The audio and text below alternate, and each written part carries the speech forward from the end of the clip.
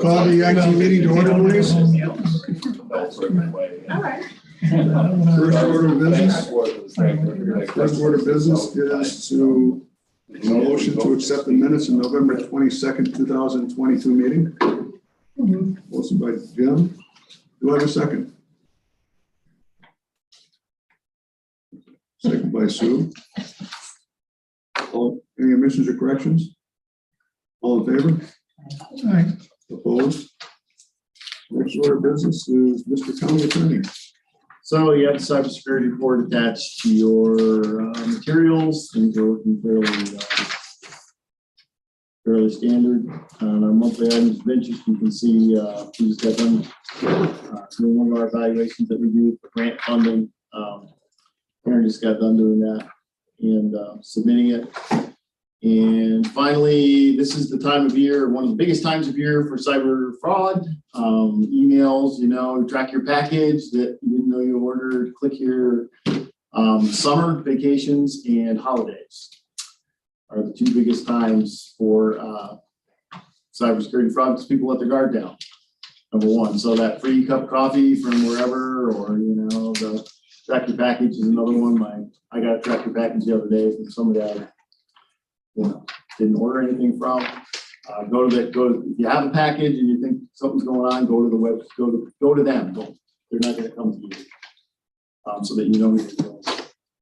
Suffolk County, you'll notice when they went down, I think it was in the summer vacations, people take the time off, things are a little bit more relaxed, and in the holidays too, you have reduced staffing, you have all kinds of special offers and things like that circulating around. So this is the time of year to be extra careful with all your stuff. Thank you. Any questions for Roger? All right, next item of business is again,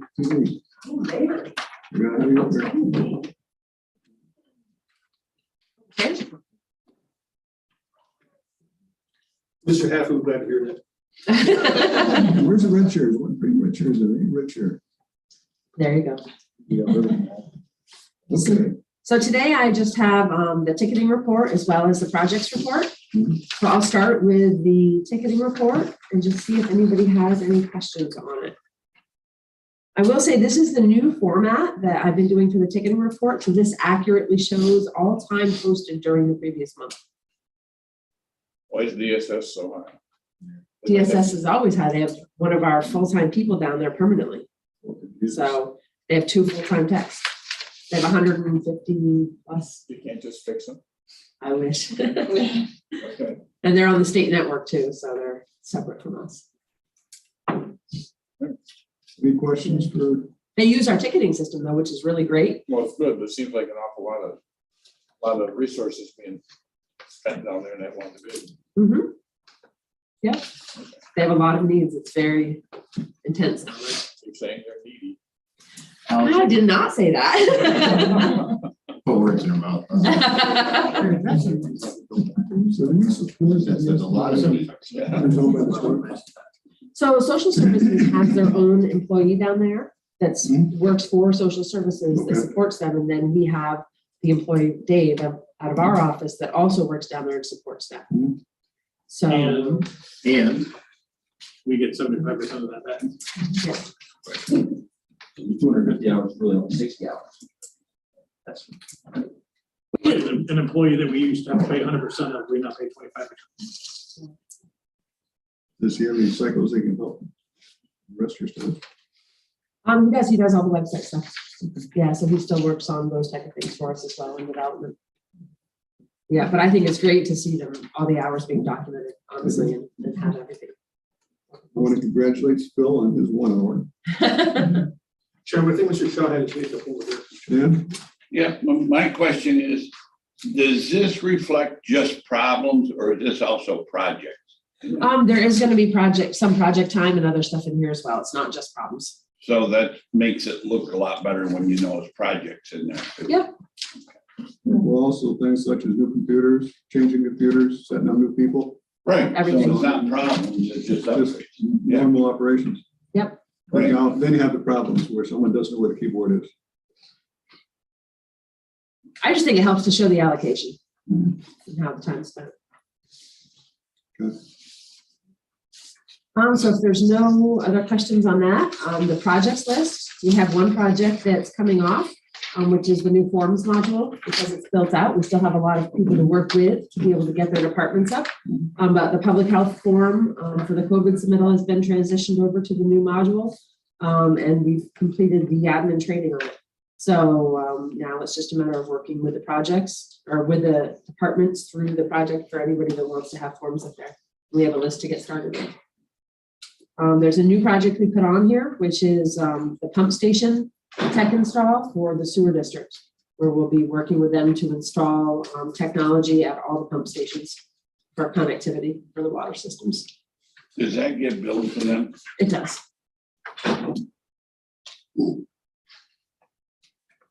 Yeah, they actually paid for all the hardware and the equipment themselves.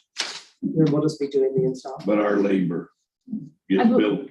I believe so. They're part of the cost allocation right now. Is the sewer district or?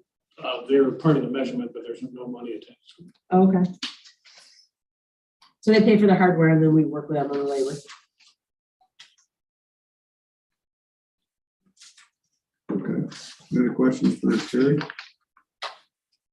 So just for storage sake, I was talking to my cousin, he's managing storage for Facebook.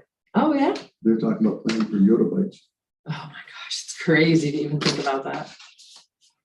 So anyhow, anything else? Good. Anything else come before the IT committee?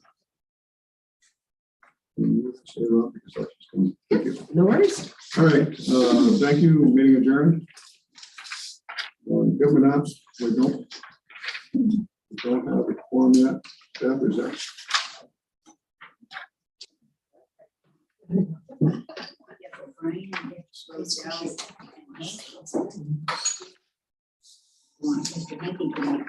Oh, can you make quorum? Fisher's not coming, Fedler's not coming, Wilson, and Half's not coming. Wilson's on his way. Run away. So, Mr. Hankin, I know you want to come to the main table and help us out. If you would, please. Why didn't Wilson just go to the Hampton Town Hall, like it says on here, it's a lot closer, he'd be already on it. Yeah, We could start with Wilson. He always comes down for sharing his.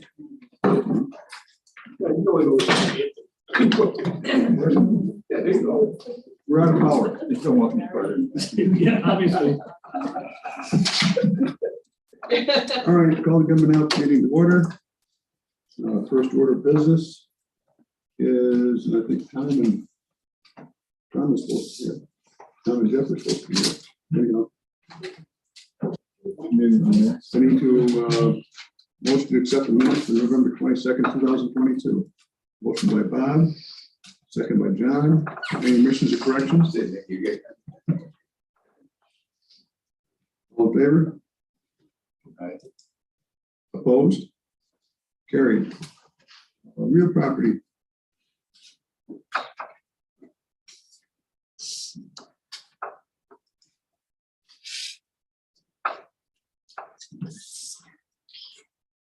The one thing I have on the agenda is to combine we have two properties that are owned by Washington County and the town of Granville. It was brought up in DPW about combining those pieces into one piece. We have a basic parcel combination request form that we have the public sign off on. And what I'm here to do is just to ask for an okay to have the chairman sign off on that so we can combine those two properties in Granville. I'm working with DPW and to start the second part of that project, which is subdividing across the road, but mainly just the parcel combination request form has to be signed by the owner. And Okay, so we have a motion to let Sam sign up on this. Motion by Matt, do I have a second? Second by Mr. Hanky.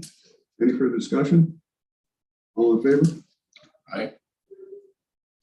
Carried. I do have two other really quick things if I can.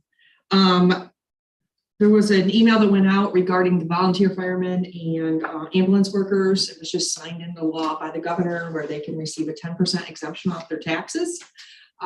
We have not even started the work to see what the impact would be. We would have to get a hold of all of the ambulance corps throughout Washington County, all the fire departments, find out who they have for workers, or excuse me, who they have for volunteers, because it's a volunteer thing. And then we can figure out what their assessment is, to figure out what the 10% savings would be if the county wanted to act on this. I usually like to come with the impact prior to letting you know what the impact will be throughout the county. So I'll be working on those numbers soon, So that means the county has passed a local law to grant that, if the county does. and then the town would have to do it, and then the village would have to do it, and then the school would have to do it. Yes, So- it will be resolution. Okay, so they, all those entities have to do that in order to give them. full 10%. All the entities would have to do it. Now, on some of our exemptions, they don't all do it at the same level. They don't all do it at the same time. But for the county portion of this, yes. It's Now, local law, Roger?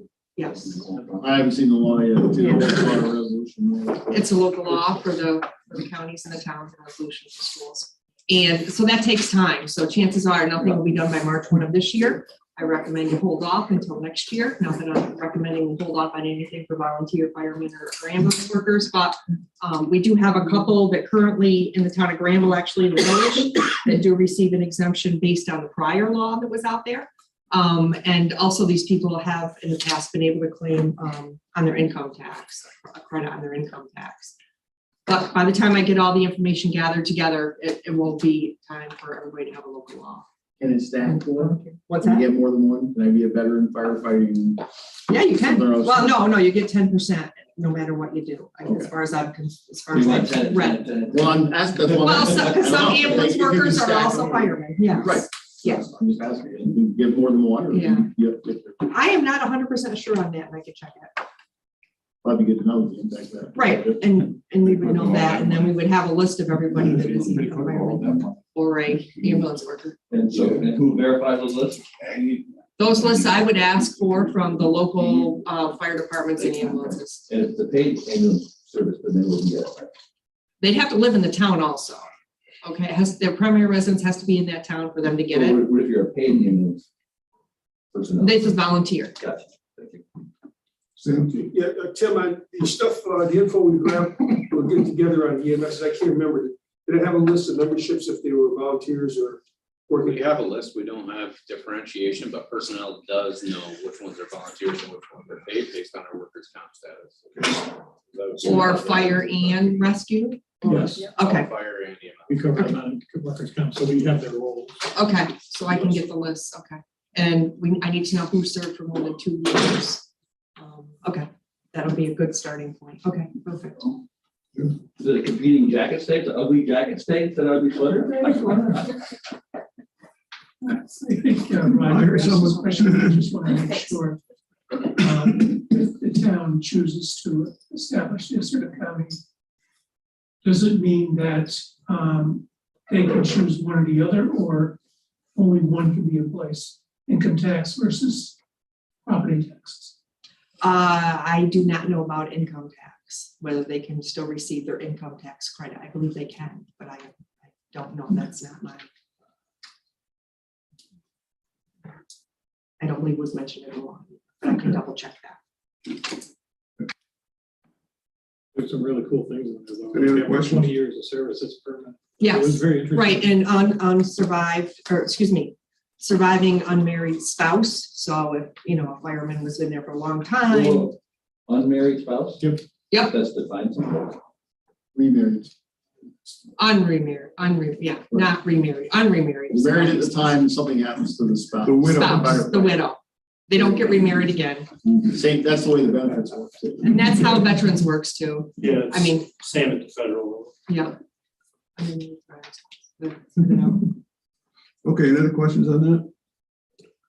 No action today, right? No action today. I'm working on that. That'll be. You got a second? And Argyle and Easton, your tax bills are ready to pick at any point, and the rest of them we are working on, so. Okay. Thank you, Laura. Thanks. Well, Laura, too. Thank you guys, man. Just thought As soon as we I'd- get it out before Christmas.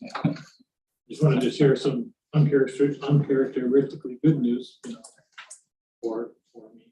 Back in 2021, If you remember, through the pandemic and everything, the state was recapturing 5% of a lot of the state aid that was out there. And you all had to pass a resolution to make up a shortfall from the countywide reval grant that we got that was in place to help NCAR for the reval of the 5 towns. They've released to me $20,925 of that. Oh. So some of the money that was going to be, this board chose to make up the deficit instead of charge it back to the towns. And now the state has actually coughed up that money that they had held back originally. So I just wanted to share that that it's actually in my hands now. It's not going to happen. It has actually happened. So it actually happened quickly. They said it was going to happen and it happened. So That's good news. happy to be able to report This is that that money's in. Yep. That was going to come from general fund contingency. Excellent. That's great news. Okay. How much was the overage? The original resolution hit contingency for 67. But I think that was more than just the holdback. It was also some of the state aid on the per parcel counts and everything. There was more involved than just the holdback. But at least this 20,925 has been released, which is I'll take it. Any other questions? All right, thanks, Laura. Yep. Next, Matt.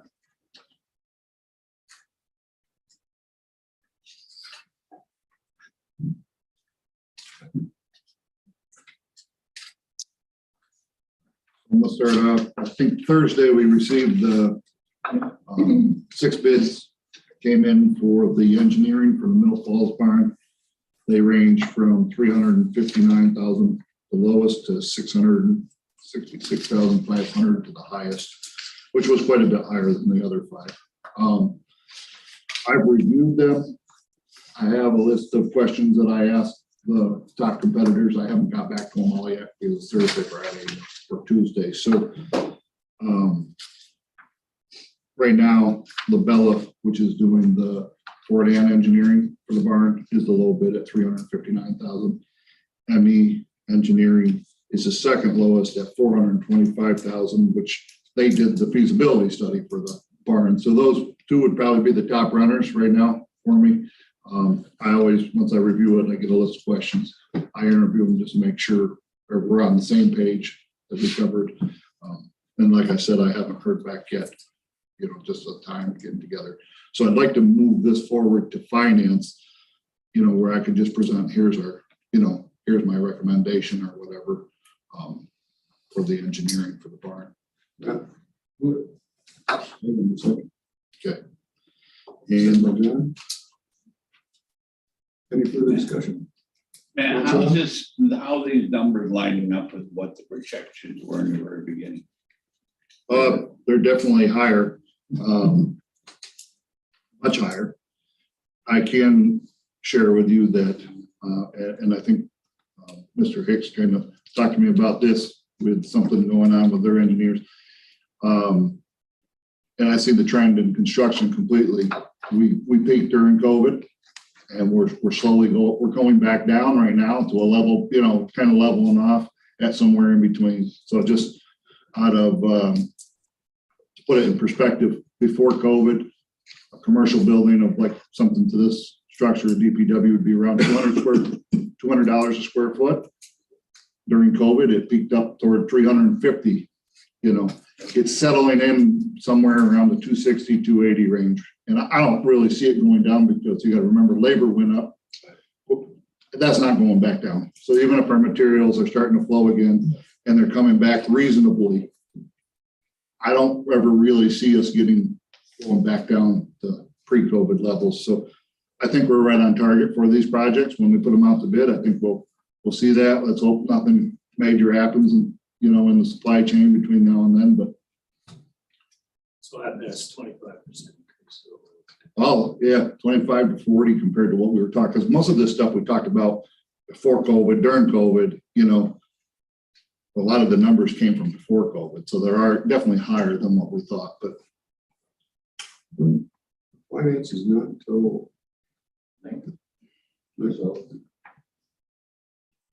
Could go to the reorganization meeting. Would you need that time? I don't think it helps us with the Middle Falls one, or, all right, this is just to start the engineering. Not that I want to put it off or kick it down the road, but even, it has to go through full board to spend this anyway, so as long as we hit something between now and full board, we'll be all set. And as long as everybody's good with that. I just mentioned full boards on the third. The third, Organization. oh, right, and then you don't have it to Feb. No, There's another one in January, right? Yeah, that's fine. So Okay. whatever the timeline, we don't need to speed that up between now and then. Move the finance, for my recommendation. And what I'll do is I'll give this tally sheet to Deb and she can put it in the minutes.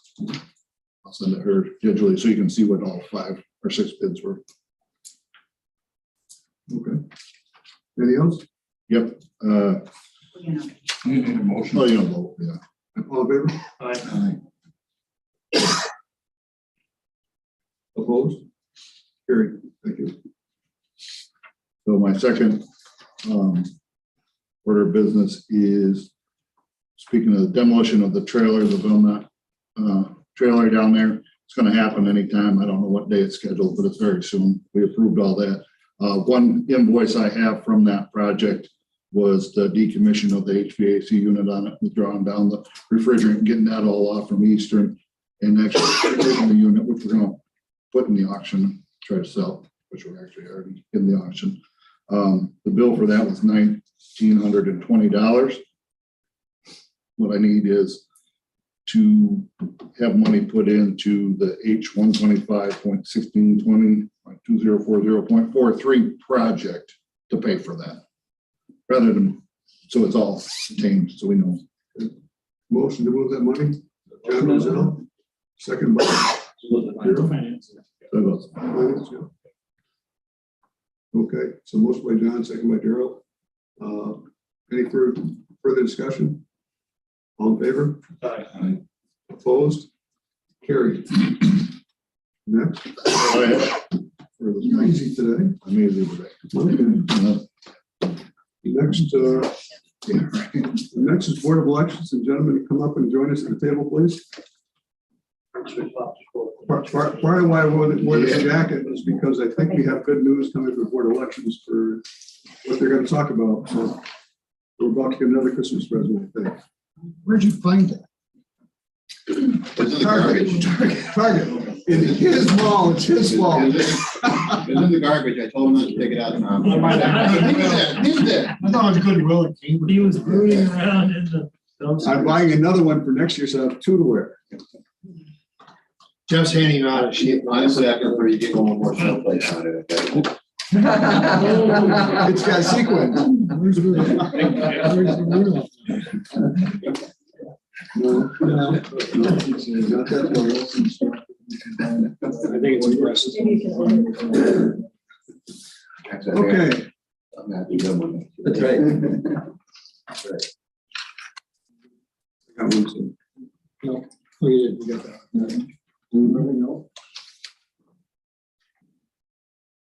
Right, first thing we want to address after the last meeting is that we're making a couple of changes in the poll sites, on 3 of them specifically. The 2 garages that we have, the poll sites now are, we're going to eliminate those and consolidate them to other places. So the first one would be Cambridge is going to be moved up to the Fellowship Hall that Coyle Church just built. It's handicap accessible, it has an elevator, it has parking, it has light, and we won't be in a drafty garage in the way of the highway department. On all 3 of these, we checked with the town supervisors, and I had one objection or one concern so far. That was at Coyle with the exit onto the highway is a high speed limit through there, and just a concern of safety. Church is willing to do it. I've already consulted them, and it looks like a good move for Cambridge, although it's moving from the center of Cambridge down with the highway garage. Also had to cross a highway. The voters had to cross a highway to get in, and that makes it more safe when they're at the church.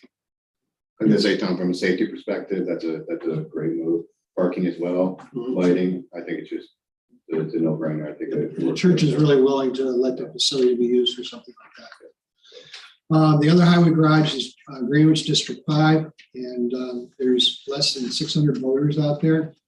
We've had trouble getting inspectors. And again, being in a highway garage, it's cold, it's not very clean. The inspectors complain a lot about the facility, and we're in the way of the highway garage. And even when the highway superintendent's up for election, he can't work there.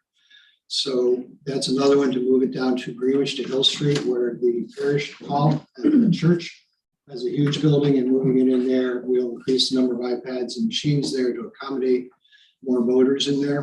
And the church is willing to do that as well. Yes. Hey, Tom, do the towns, like to bring that back to the town board, do the towns have to sign off and accept that?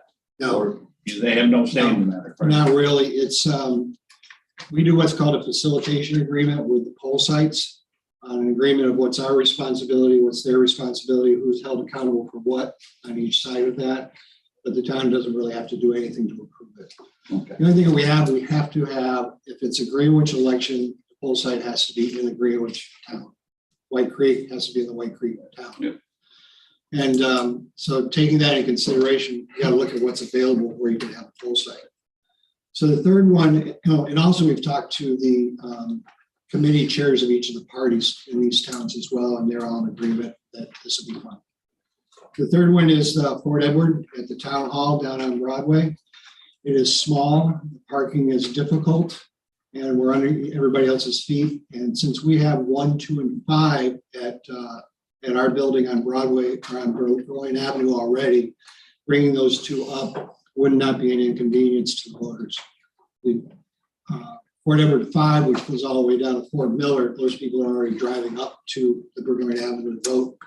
So we have the room, the space, and the parking to do all 5 districts on Burgoyne Avenue. So that brings us down to 24 poll sites. And the reason starting here is this affects what we're projecting to buy for machines and equipment that's coming up in the future.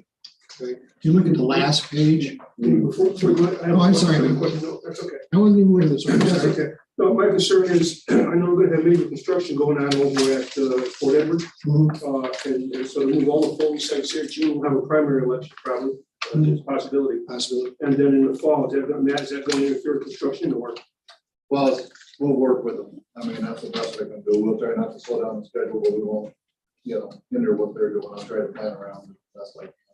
I think you're looking at using just gymnasium for that, waiting for the 5 years. Yes. Yeah, so I know there's gonna be some major stuff going on in there. Now, I know with the early voting and stuff, you plan on using the gymnasium for an extended period of time, or is it on voting day and then? We would use it for early voting every year. Is that like all day, every day? Like, 'cause that changes a lot, if we're planning on using it. It starts on that Saturday, goes through the next weekend, and your volume, it depends on what's up for election. If it's a presidential, and that's what our numbers are gonna be based on, it's the worst case scenario of need, is that that's gonna be the business time, is the election year of the president, if it's a primary or a presidential election, or the June primary or the general election, is when the party's gonna be needed. And yeah, construction would be a concern, of course. We do have the large parking lot out back, we can do direct traffic. For traffic flow for people through the building itself. But that is a concern. We will have to work. We'll work Figure out something how to out. work through that. Because it is an extended, I mean, if it was just one day or a few nights, that's one thing, but if it's all day, every day for a couple of weeks. Saturdays and Sundays are 9 to 5. And weeknights, 2 of the nights during the week are to 8, the rest of them are to 5. Do you need the space as big as the gym? Yes, you can use it for 9 days in a row. Not like a conference room doesn't work. No, it's gotta be the gym, because it encompasses the whole county for early voting. So when we had early voting for the president in 2020, the line went right Right, down. well, no, I remember that. Yeah. So we try to, reserve it early so that we know that it's available. And how soon do you need to know? Like, I mean, just for my planning with contractors, I mean, we're spending a lot of money contracting, if I need the dates and everything else. I can give them to you tomorrow, actually, if you want. I'll do that. Good. Not that we're scheduling it right now. No, but then you'll know what it is. We're planning and we're moving forward. There's gonna be a lot of discussion here. Different things between now and then. If you pay attention to when I present, you'll kind of hear it and if you see any problems. Sure. What about parking, that equipment stuff out back, so there's people parking for? Well, usually during construction, you usually just use the park and also off the blacktop. So I would be able to fly around it. Only bringing it up because I don't want to see us be in a position where we put something out that we have to go back to the public. Well, there's gonna be a lot of remodeling, so I could say for the 2 weeks, you can't use the gym, you can be doing it in the hall, you know, and then when this is over, no, you just stage the project, so the gym doesn't correspond to your load. On the last page, you'll see some summary stuff. 38,000 registered voters in Washington County. We'll be having 50 districts at 24 different poll sites. We anticipate needing 24 handicap machines, 44 iPads, 44 printers, and 44 voting machines to do a presidential election. Okay. And that's the summary of the other pages. If you look at the towns down through there, Argyle defines how many iPads, printers, and voting machines we would need for Argyle would be 3. Cambridge would be 2, and so forth, right straight down through. There's a couple of places that additional machines, like in Boston, it really doesn't need an additional machine or iPad or printer, and it's too small for a second voting machine anyway. We have a couple places where we're looking at, for instance, White Creek 1 and 2, looking for an alternative spot. Jackson, we're looking for an alternative spot, and I think the one at the American Legion would work. We're going to go to the other churches in White Creek and see if their meeting halls. Church possibly? Methodist is unused at the moment, and they have a step down into the basement, so they're not handicap accessible. But we'll see about St. Luke's, maybe. Okay. So the totals here, the agreements and the machines, those include reserve machines, backup No. machines? But if you look down where it says cost, if you look at the handicap voting machines, we need 24 to operate an election. We're asking for 26 with 2 in reserve in case there's a machine failure or we need to replace one. Same thing with the regular voting digital machines. We need 44, but we're asking for 50. And the same reason, we gotta have some backups and spares in case we have emergencies. So they're included in it. Yes, in this cost. And really, this cost isn't definitive of all the costs. This is just to give you an idea of where we're headed. Because the machines, we don't need to purchase the machines right now. The state's only approved one set of one company, and there's 2 more that are on the table to be certified, but they haven't been certified yet. What we really need to do today is decide if we can purchase the on-demand printers at the poll sites. And this is the change. So what happened in November isn't going to happen again. That we actually print the ballots on site as the individual is getting ready to vote. After they sign the iPad, the inspector presses a button and it prints the ballot right there for them, the right one they need. And then they go and to the privacy booth and make their choices and then put it in the machine. Backup is that we're still printing ballots, not a lot of them. There's emergencies in case the power goes out or a printer fails or an iPad fails, that we would still have a voter list at the poll site, and we also have spare ballots that can be manually stored in the machine again as emergency ballots if there was the case it was needed. But we're not printing 35,000 ballots anymore ahead of time. We're printing as they're needed, which is a cost savings. So these are all on state contract? Yes. So we're not giving them out? Printers. Printers are, Printers are? yeah, Okay. And will the voting machines be state contract? yes. Yeah. Now, one of the things with the printers, Terry's been very helpful with how we're going to set these printers up. We had 2 choices. One is a direct line from the iPads to the printer themselves, or that we could do a modem. And after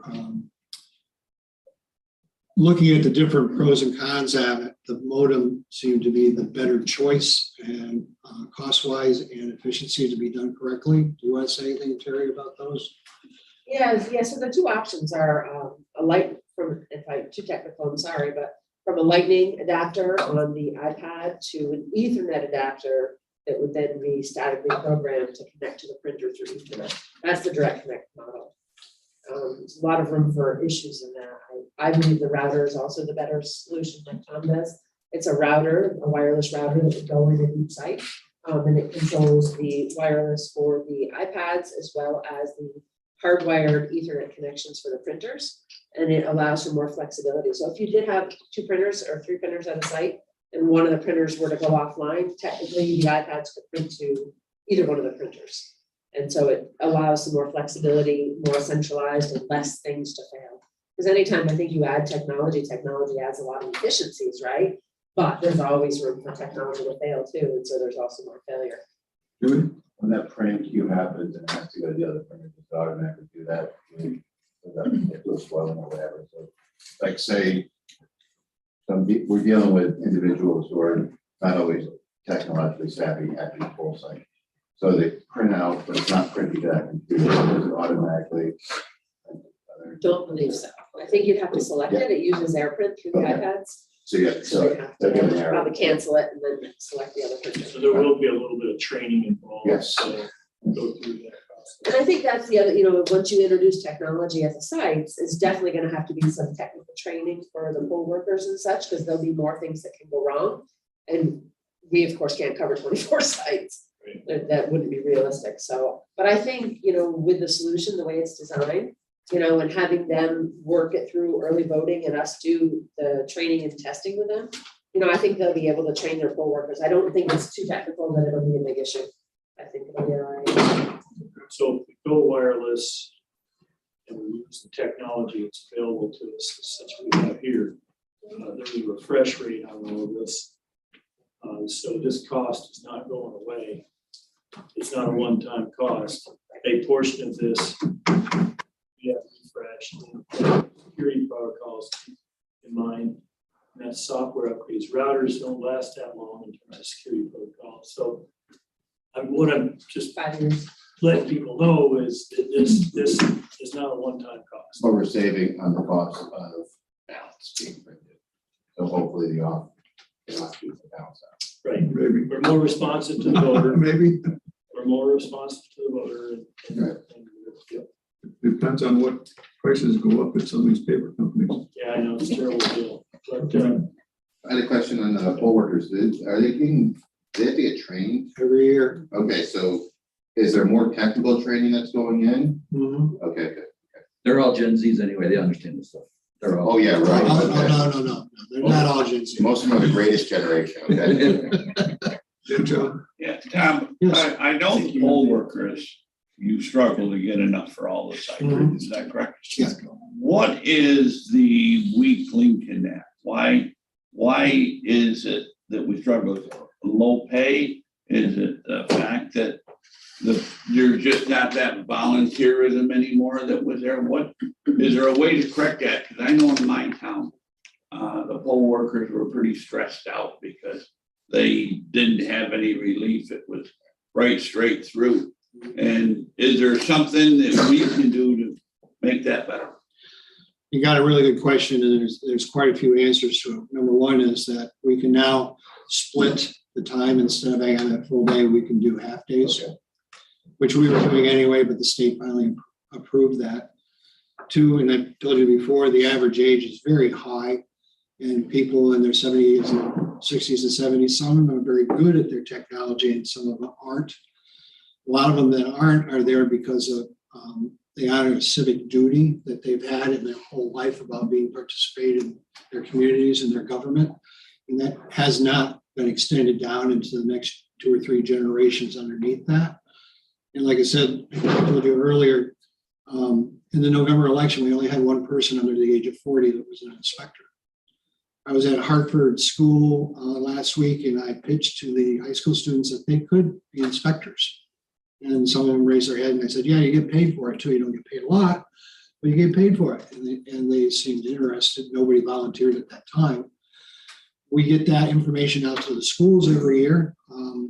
We send information about being inspectors, about voting, about absentee voting, about registering.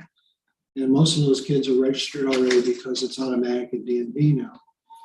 But the hard part is an extremely long day. And you have to have it with the attitude that this could be fun. And the younger generation is not tuned into volunteering like our generations did. And so consequently, what we've tried to do is we have a link on our website from Washington County. We have a link with the state. We're getting online requests to be inspectors much more than we used to in the past. And we have them, we're gathering them together. And what we do is about April, when we decide when the classes will be, we send out a letter to invite them to sign up for a class. But there's a huge age difference. It's, I'd say there's more interest in the 50 to 60 year range right now than any other age range to be inspectors. And part of it is because of the controversy from elections the last 2 or 3 years. So what is your hourly rate, or how do you pay them by the job? It's $14 an hour, and it's going to go up again, I believe, next year. I think. Is that something that we should consider changing? We had trouble in our town to come up with clerks for any, from the court clerk to, well, even planning board clerk, and we finally gave up and raised our clerk salary to $25 an hour for part-time. But, grievance board was another one. Get people to serve on the grievance board. But if you set it at $25 an hour, we don't have that problem. And it's not a big number. It sounds like a big number per hour. But at $15 an hour, standing on your feet all day at a polling site, you aren't going to find people that's going to volunteer for that. I don't think the hourly rate is really motivating a lot of people to be inspectors. I think it's more of civic duty. Right, but that, like you say, is slipping away, and maybe you better consider switching over. Yeah, because we never advertise that. And one other thing too, the states ahead of you, they passed legislation that you have to pay the inspectors a minimum of $300 on election. How much? $300 $300 per person. per person. That it works a full length of the day. Yes. Which is 6 to 9, or almost 6 to. 6 to it's about no. We're starting at 5 now to give them enough time to about 9:30 to 9:45 on a normal situation. Yeah. About $20 an hour. Right. Yep. You just brought up what I was going to ask about advertising. You know, it's not something, why isn't the state, I mean, this is an issue across all 62 counties getting poll workers to work. Why doesn't the state do some mass advertising promotion for getting poll workers? They do some. We do So some. you said do, but okay. So, Yeah. I was gonna go a different direction. The pun was intended. yeah, I know. I emphasized it. Why are we paying more attention to the town clerks and the town supervisors and the town people help recruit these people? I mean, know the people, they know people, they're interested. You know, I know that you assign them where they're going and what times they are.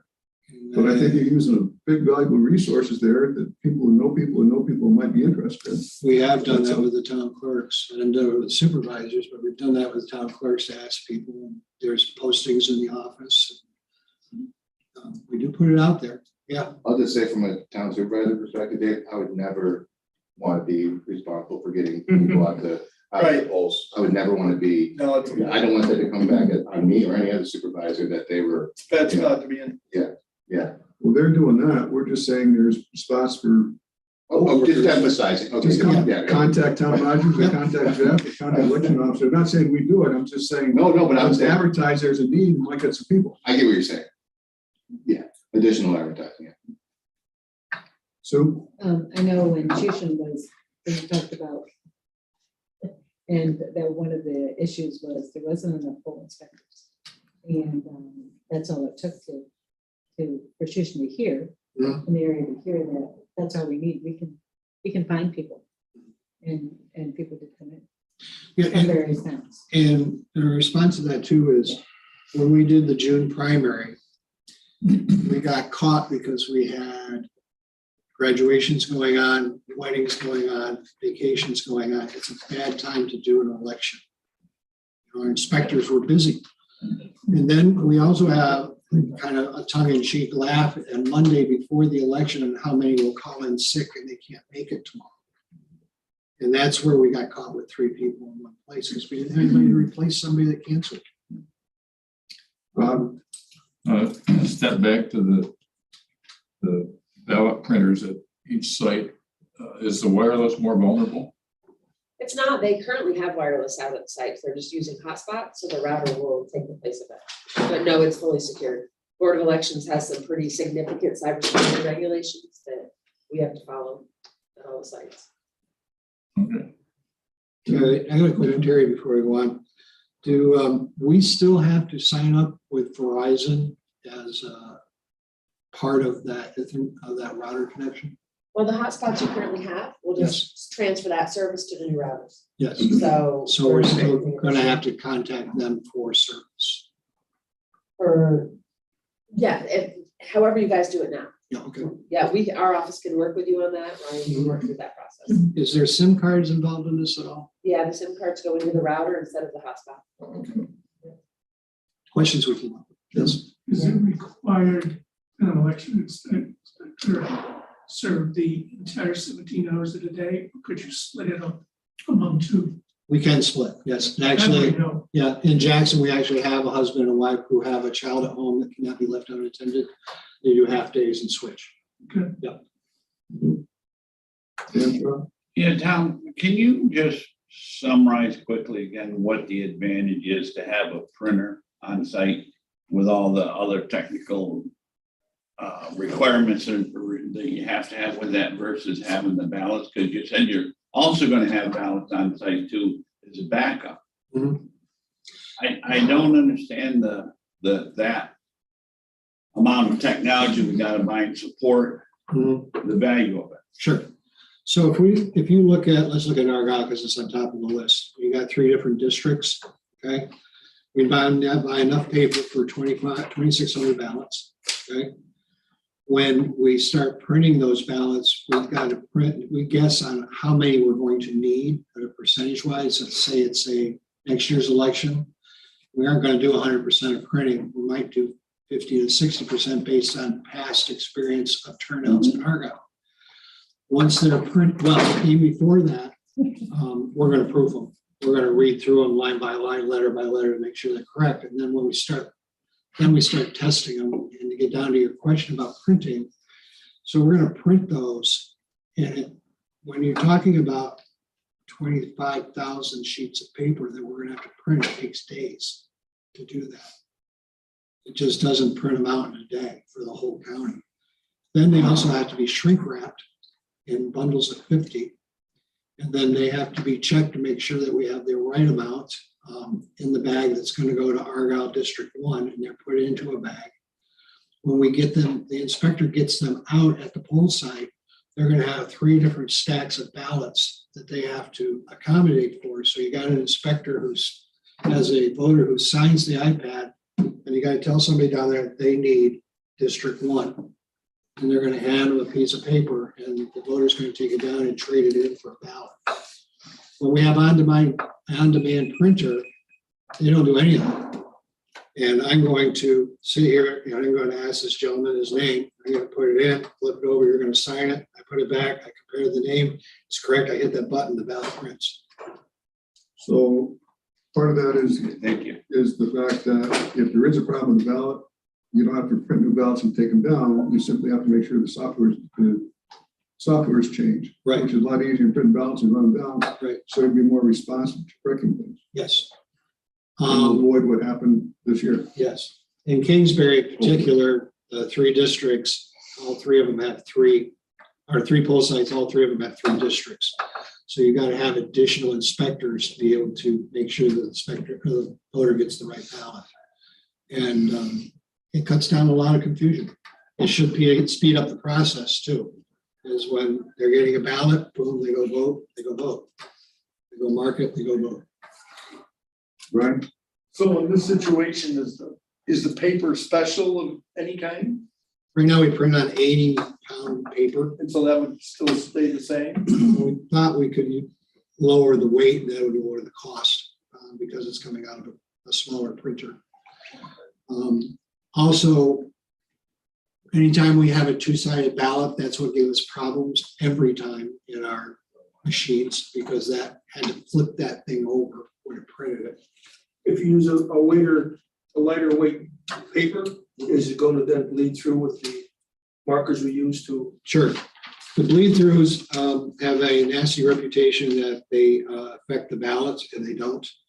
Because we solved this a long time ago when we made the mistake, is that the oval, the machine right now that we have is looking at that oval and is looking at the dead center of that oval. So if there's a mark there in the dead center, whether it's filled in, if it's X'd, if it's check marked, if it's squiggled, if it covers the middle, it'll read it, okay? And there was one year we had ovals back to back. And we learned not to do that anymore. As long as they're not back to back, bleed through doesn't matter. And we had some people this year, we had a person come in this year and said, the pens you're using are illegal. We asked them how you knew that. He says, oh, it's on the internet, of course. Had to be true. So what you're looking for today is we need to, there's going to be a grant to cover this. Yes, that's where we're going. So right now we need to prove you being able to apply for the grant. And you need to apply for the grant because the grant's up on 3/27. No, Or 127, 23. So you want to get the grant applied for, get it approved, and also order the printers at this point. Is that correct? Yes. And to summarize that, you did very well. We're looking for the approval on the on-demand printers because they fall into the grant category of being applicable to the grant, and any materials with the printers such as the router or the routers, cords, and anything else that involves just the printer. Okay. The reason for this is that if we wait till next month for ops, I don't think we're gonna have enough time to kind of check, get it cleared, and get it back so I can use it. So we're looking at what we did again last year, possibly with paying cash. Was this a grant that you applied for, or is it money that you just request? Because otherwise you've got to wait to be approved for the grant. Anyway. Right. No. I already have the grant form. It's already been signed by the It's chair. money available to you now, It's available to us. already now. awarded. Yes. Okay, that's a different conversation. Yes. It's $57,000 right now, a technology grant. So you need a budget amendment sent to finance Yes. to recognize. And I don't have the amount. The amount on here is a total amount of what's on the page. A lot of what's included in that total is not part of this grant. Whatever you have in place, whatever that number is, we want to send to finance for a budget. Yes. So is it going to be a grant for the balancing machines? No. No. No, voting Hasn't been machines approved yet. hasn't been approved yet. How much is the grant? 57,000? 57,000. We're gonna move that to finance. Well, for warrant finance, which meets the 23rd deadline. Is that cutting it too close? Could we send it directly to organization meeting? To save time or just? The other thing that we can do is we can utilize the county's procurement card to make the purchase through the procurement card, which would make the deadline. Easy. So I'm just saying, I'm throwing that there as an option to. So then we'll take a motion to move to One more finance. thing. Okay, go ahead. The iPads that are listed there, 5 additional iPads and software will be included in this. We're going to try to use the whole 57. So the highlighted items in the cost, bolded items, are the items you want to go after now Right now. to maximize the use of that $57,000 grant. Okay. And that needs to go to finance. And why does it need to go to the full board again? That's for the resolution to be approved. They can go to organization. But we'll have to go directly from this committee there. Can that happen? Not normal, but anything can happen. I don't mind whichever way to make sure we meet the deadlines for him. for the Board of Elections. That's my concern. Full board would give them some breathing room.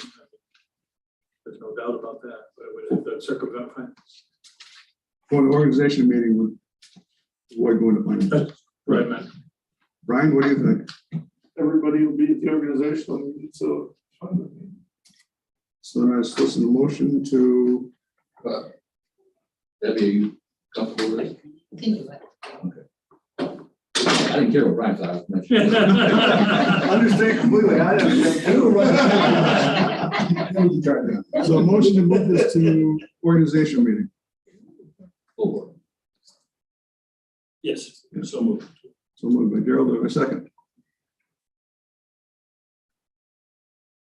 We don't need. That's what I waited to say No, that. we can't use you, Bob. Okay. Hopefully, really. All You're right. discharged. So I got a motion, do I have a second? Yes. Motion by Matt, or second by Matt. Any further discussion? Yes. Tom started to say something about printing on the back. I think he got asked a question by the chair. Does that mean the ballot won't have a back? It'll be a separate sheet? I didn't know where that was going. You kind of got cut off there. Anytime we have a ballot that has a proposition on the back of it from the state, we've had problems with them going through our current machines. That shouldn't happen with the new machines at all. Okay, I didn't know where you were finishing there. That's what I wanted to know. Well, the other issue We're still was, gonna print on if the you had back. the circle here and the circle in the back, Right. the bleed through got both circles. Yeah. That was the biggest problem. Okay. All in favor? Opposed? Carried. All right, we have one more question over here, Dave. We just wanted to better understand the handicap voting machines. Is that a new requirement to have handicap voting machines? No, when you go into and look at the machines right now, there's Yeah. a screen that's hanging up like this. That screen allows somebody that has handicap disabilities to use a little toggle box to create a ballot. When they watch the ballot go across, they make their choices, and then it prints a ballot for them, and they take it around and put it in the front of the machine. Okay. Right now, that's all one unit. And with the ones that we're looking at now, they are two separate machines. And we're required to have one at each poll site by Disabilities Act of the federal government. Yep. So they're not part of the 44 rollout. They are in addition to the 44. Yeah, each poll site has to have one, so we'd have 24. Then we'd have 24 of the regular machines that you would put.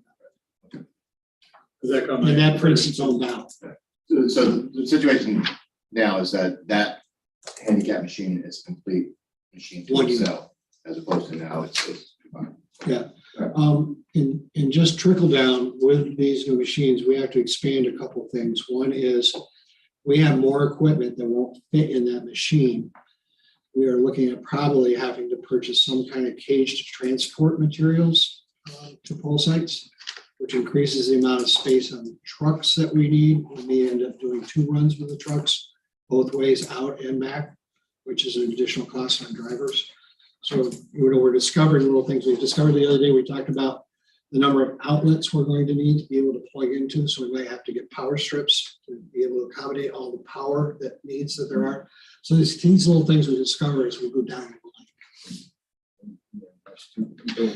And then there's the issue of the EMS. What we call EMS is the actual computer that we build the ballots with, and that's going to be out of date next year.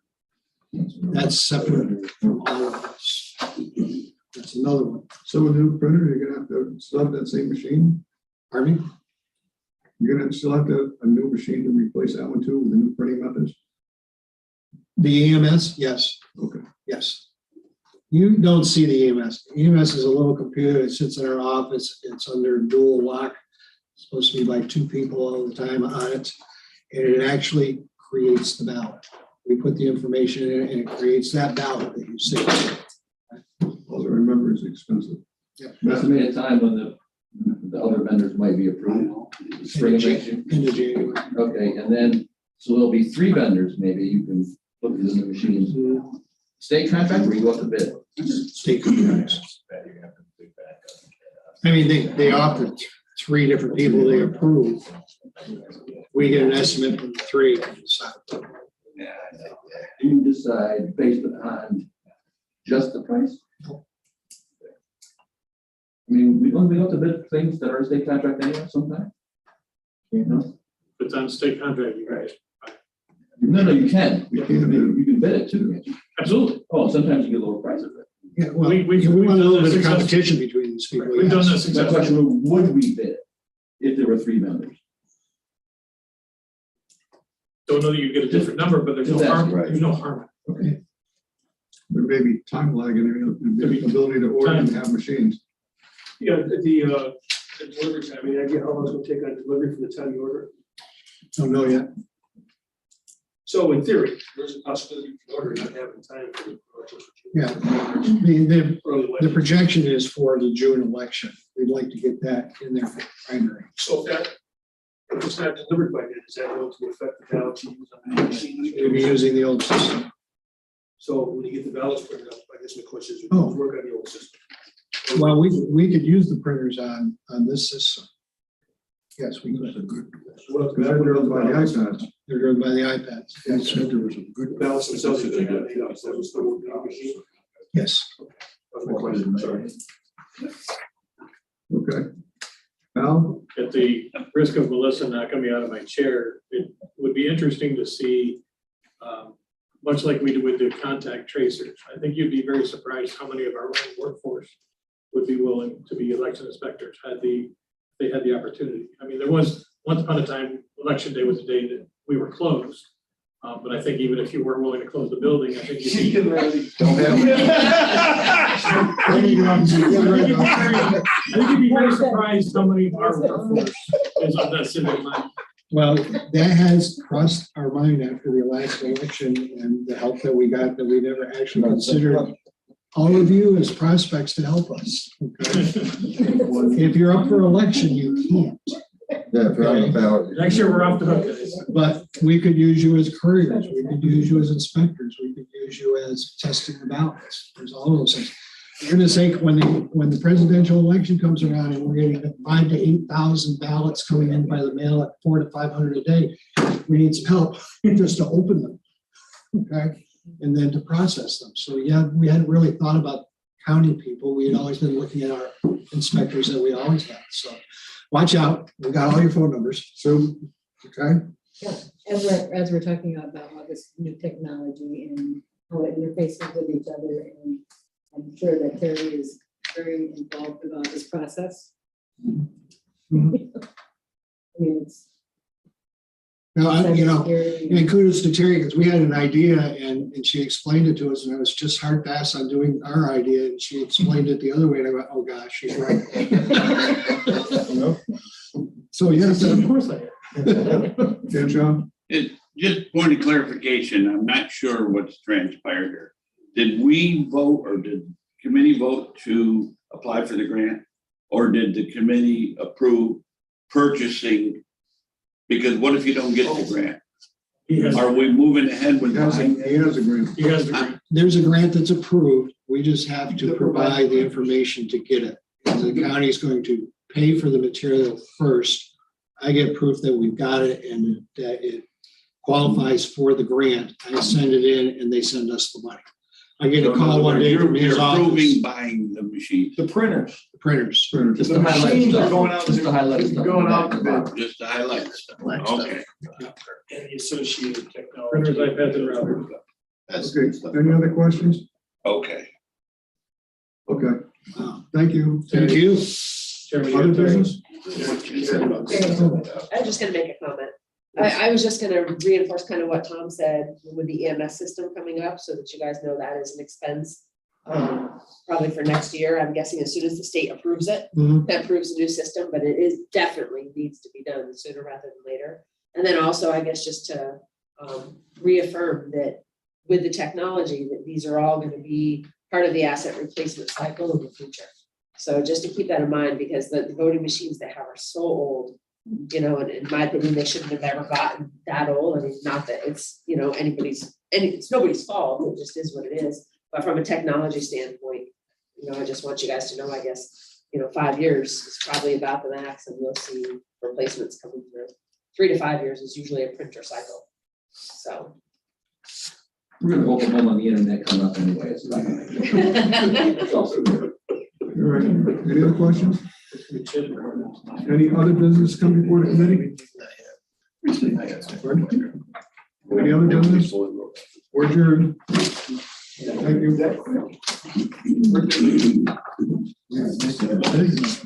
Sorry about the IT one. You're being fine. You're being fine. I'm being fine. Yeah. All right. You got to make a motion. Wow. My next You are. No public safety then. policy. All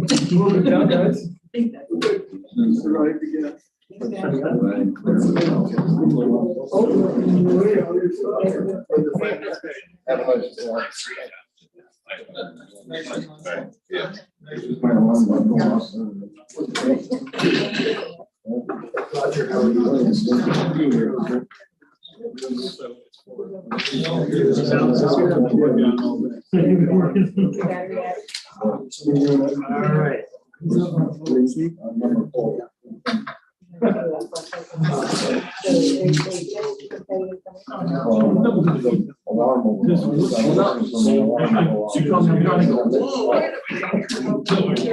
We used to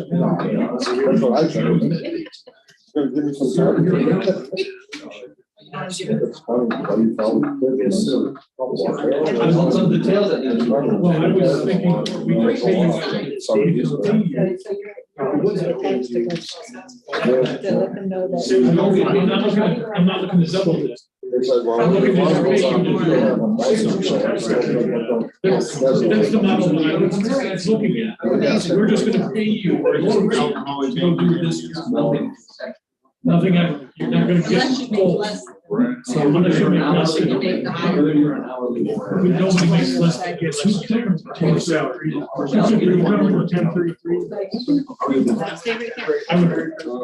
more palatable. That's a little more palatable. No, I'm not looking to double dip. No. But we used it for contact tracing, it worked out successfully. I think. All right. We're getting everything switched out.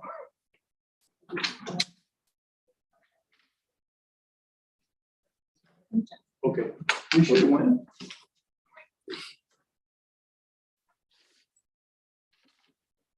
All right, so I believe we have a quorum. It's called to order the Public Safety Committee.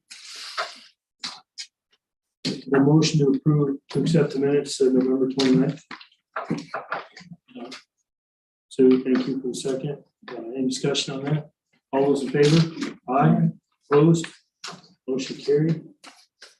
All right, department reports. Public defender. Right. How are you, sir? So the first request is a request to backfill. We had an employee that was out on family leave that before the end of the family leave has submitted a resignation. That's a legal assistant position, and I'm requesting to backfill the position. So the good news is that we have already decided that the routine backfills on a proven staffing pattern. You are free to coordinate directly with personnel, director of personnel. So the answer is yes. Great. Okay. You don't have to come back. See Danielle. See Danielle. See Danielle and advertise quickly. Thank you. I heard from an instructor at BOCES, the former Hudson Falls Police Chief Scott Gillis, who is now an instructor of criminal justice at BOCES. He reached out to me and a few other officers here, I believe, about having students shadow court appearances. I have no issue with that, and I'm requesting permission to be able to engage in that. I'm looking at English. Why not? It's not an internship, it's not. Right. So just to observe. Court's open. It is, it's Anybody can go to observed. court. Shadow. You just need to share with our attorney. I make a motion. A motion, Dave, second, Matt, Thank you. Any other discussion? It's not called an internship, it's just that. It's not an internship. It's observing. Right, thank you. They get credit for it? I think so. Awesome. All those in favor? Aye. Opposed? Motion carried. That was all I had. Thank you and happy holidays. Merry Christmas. Thank you. Sheriff's Department. Sir, Morning. good morning. Yeah, we got a custom chair for you right here. Nice. Well, I didn't give you a day and a half here. You did good. No expense. We didn't spare anything for that chair. So as part of the president's executive order on policing this year, they changed a few things on requirements that we have for the 1033, which is the federal surplus program we take part in. And we had to change a couple things. One thing was the notification to the civilian governing body and local community. And the sheriff did a letter, and I believe he provided that to everybody. Just notifying everybody that we may seek some of this property, and there's a list of property that we may seek. If we seek something outside of that list, then we would come back and notify you guys and then the public as well. All right. Thank you. Any questions of the sheriff? Merry Christmas. Merry Christmas. Thank you. So I had to wait too long for that one. Well, it's pretty cool. I just can't wait to it goes after the thermal devices. Yeah. All right, so that, yes, from Sheriff, Melissa. So the sheriff did ask me to bring one other item to committee this morning. Currently, they have a contract with BHSN, which provides mental health services in the jail. The contract expires December 31st, 2022. He would like to request a waiver to the procurement policy so that he can contract with the Eden Center for the year of 2023. So the waiver is for the new contract. Yes. So he doesn't have to go out for Compared to the new contract. Is there a price? I'm sorry. It's the same cost. It's a different. I know the answer to that. Why? He has had some issues with the current provider. So next year he would like to change providers. He had talked to the Eden Center, and they do have, they provide services 24 hours a day, 7 days a week, which is something that BHSN does not do currently. I don't know if I have the price for it. I should, right? Didn't see the price. Was that a factor in the 2022 budget? He did not ask for any additional funds. Oh, wait a minute, it's in the contract. Total cost to the provider for delivering these services is $118,000, $118,440 for 1 year, 2023. I don't know what he pays now. BHSN.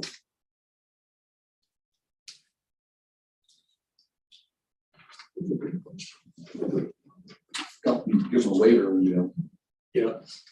So Is this, if it's 24/7, does that mean they have in-house, in the office there at the correction facility? I wish I could answer that. I don't know. I don't have that inside information.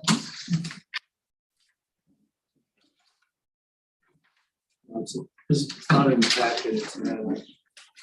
There aren't a lot of agencies that provide these services. And we can go out for RFP, but it's gonna take time. It's a lengthy process. And this contract does expire at the end of this month with BHSN. Can we find out what that number was this year compared to that number next year before the meeting's over? I can request it. Because if we I know that that they would had some be- illnesses over in the sheriff's office today, so I know that they have some shortage of staff in the office, including the sheriff. So I'm not sure that I can get an Well, I'm not answer. sure that Sue couldn't find that. That's what I'm thinking. Sue might even find that. I can request it. I'll see what I mean, she if can it's come up with. budget neutral, just. Right. Right. That's not a That big makes it an issue. easy decision, but since we don't know, it's a tougher decision. Right. So, Not only budget neutral, but service neutral. Are Yeah, you gonna prescribe meds? or it's better service, either neutral or better, yeah. right. It sounds like they think it's a better service from what they wrote, so. We could finish this meeting, recess it, do HHS, come back Yes. after HHS, maybe have the information to finish. Perfect. That's the advantage of doing everything in the same day. Have the information by the 3rd. No, because it runs out for them.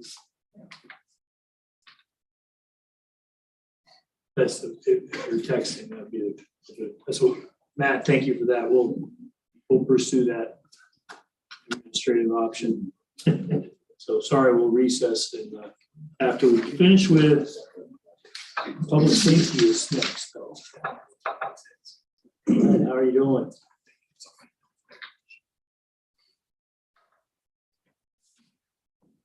Share for you. Yeah, sweet. Feel like I'm down in dispatch. We all have custody chairs here, in case you hadn't noticed. The only item we have, if you recall, in the spring, we had gone out to bid for a new vehicle and the bids that came back were not proper, so we rejected. We've gone back several times for additional bids and they've all come back no bid. So we're getting down to the wire. We'd like approval to piggyback off of Onondaga County's vehicle contract to get a new vehicle, and it's all grant funded like all our other vehicles. Not to exceed 48,000. Have a motion. Thank you, second. John and Sue. Any other discussion? Move the finance and stuff, give one time to do what he needs to do, or? It's, we need to, we're getting under the gun as far as everything. I'm not sure it needs to go to finance because it's a state contract. And we have the grant, it's a capital project. Oh, We already went through the cycle of clearing it, just hasn't come back. Say again? Not to exceed 48,000. It's all grant funded. What you said, if you're piggybacking, then there's a number, right, with the. What was the contracted number of night? The vehicle right now is 46,344. The grant is 48,000. Any other questions? All those in favor? Aye. Opposed? Motion carried. Thank you. Thanks, Glenn. Merry Christmas. Our favorite, road enforcement. Everybody feeling welcome. A little more information on the price. I don't know if this will save more questions being asked, but the cost for BHSN this year was $46,740.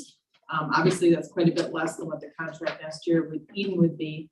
But the sheriff feels that the services are much more of what they actually require and need. 46 to 100, increases to 118. Does it fit within their budget?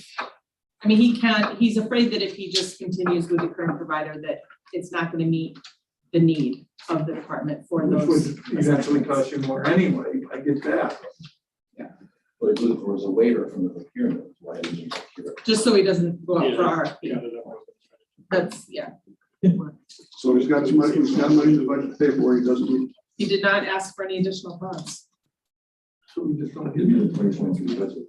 the fight for crickets or what?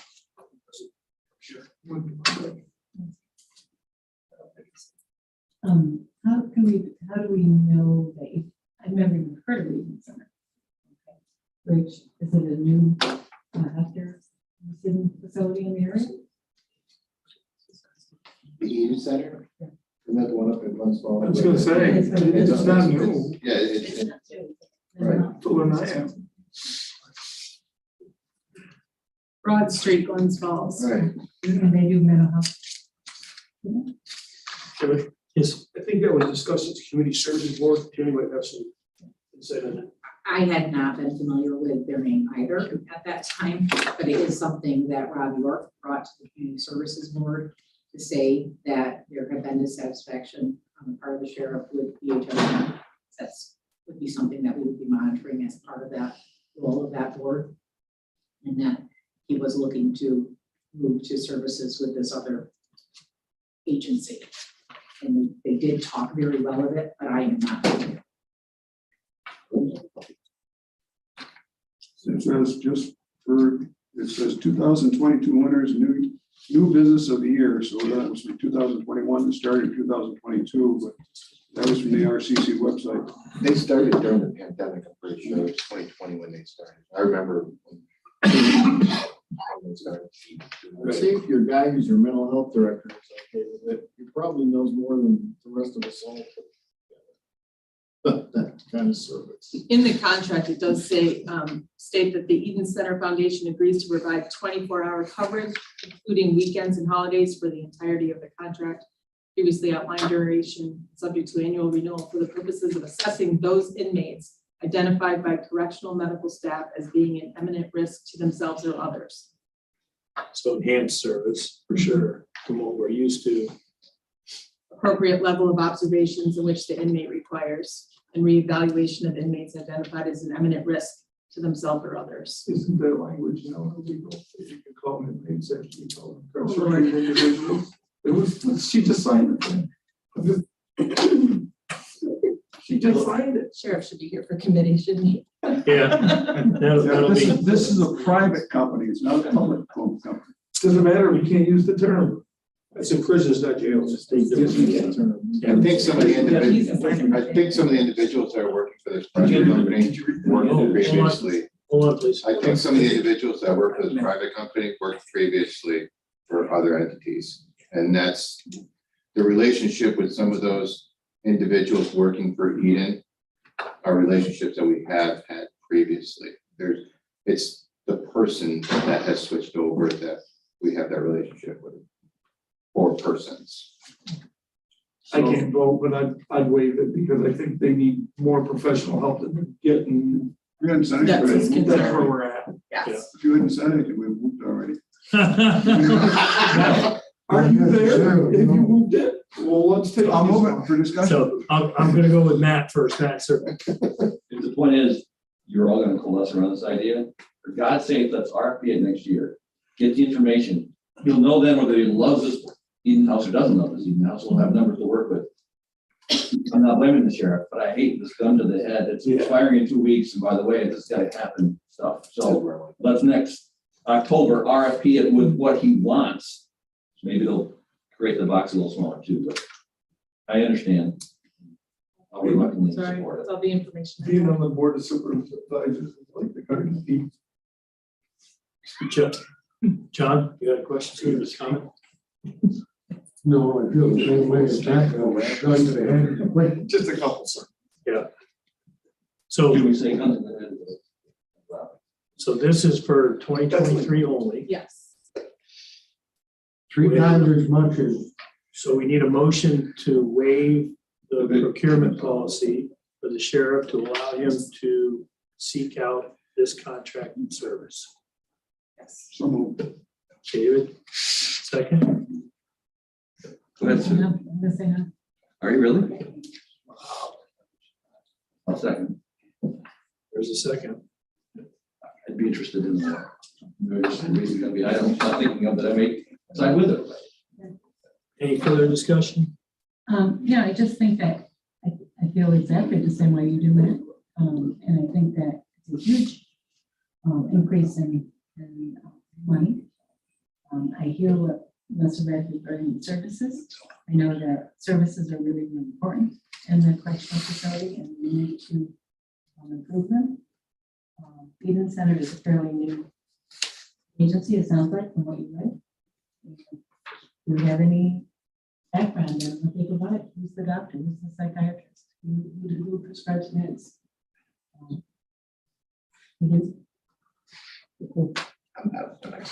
Oh, because. So there's a lot of unanswered questions, and I just feel like you think in both the things very carefully. But here it's like, okay. I don't know what the. Perhaps the budget officer can go back to the sheriff now, look, this uses $70,000 someplace else in his budget for 2023, that it might go to pare back on a little bit. to cover this. I can find it to do that anyway, but it's just a case that if we're having to provide more, the state has changed what they want us to do, how they want us to do it. And we can buck City Hall all we want. It is gonna cost you more money no matter what you think. But if you want to comply with what they wanna do, you're gonna have to make those changes and make those payments. If you don't wanna comply and don't wanna provide the services, we can keep going with the group that doesn't do the services that are up to par. I guess those are your two choices, even if you go out to RFP. How do you even know? You don't, you won't even know if you go out to RFP how good any of them are. You won't know till, like Matt said, a year from now, go out for RFP, we'll know the bad parts on both sides. Yeah, but we don't even know what the state's requiring, if the other one covered it, this one covers more. It's just, We just know the sheriff's not happy with the coverage he got. That's all we know from what we've heard. That's all we know. And good for him that he's seeking out better coverage. I give him a lot of credit for that, because I think that's so important, especially with the amount of level of mental health needs we have in the jail right now. I mean, it's pretty large. So I like this discussion, but let me offer something. Who's ultimately responsible for providing the service? The sheriff. Yeah. So, he's trying to do that. I think there's some information that we don't have, and I understand that. It's not ideal, and the timing of it's not ideal, but my opinion is, the sheriff, he's responsible for providing that service, and we probably need to support him in that. If it's within his budget, then it's within his budget, and he'll have to find the trade space in his budget. Melissa, you had something? Well, the sheriff did tell me that it is within his budget. Half of it is covered by a grant. He also stated that in the contract does say that Washington County Correctional Facility will be provided a licensed clinician up to a maximum of 20 hours per week, a psychiatrist or a psychiatric nurse practitioner 1 day up to a maximum of 3 hours total per week, a credentialed alcohol and substance abuse counselor up to 3 days and a maximum of 8 hours total a week. And then, of course, the 24-hour coverage 7 days a week that I mentioned. For the medical Assessments. So if we don't approve the waiver, Is it a la carte, so we pay for what we get, or is it we pay the 118 and we get what we use when we need it? I would say you pay the 118. Yeah. That's what, yeah. so if we don't approve this waiver, in 10 days, we don't have coverage, and we could get more liable financially. Well, he could renew with the existing person in 10 days. But they're not providing the services Now, as needed. Understood. That's frustrating the department, the sheriff's department. It makes for a dangerous situation. Correct. So with that little bit of clarity, very little bit of clarity. we've gotten a little closer. We know it's grant funded for half. Does that mean we were grant funded for half of the other one also? So it was 23,000 instead of 46, and now we're grant funded, so half of 170. See, I don't know those things. It just makes sense to me that if he's not happy with the service, it's not really good. What's that? We paid 46 cents. So then the difference isn't much. I don't know if the vendor got more than that because they would have got it directly from Okay. Community Services Board, not from us. So I don't know if that 46 is net of any other mental health money that flowed through Rob York. I don't. So have a you way to don't- know that. So we could be paying that much anyway. Correct. County cost it. And I could go through one of the vouchers to see if the contract is attached. That might be helpful. But at this point, it might also be moved. So. The sheriff did say he'll most likely save overtime money because they could take people off one of the watches. Because this company is more available, this provider is more available.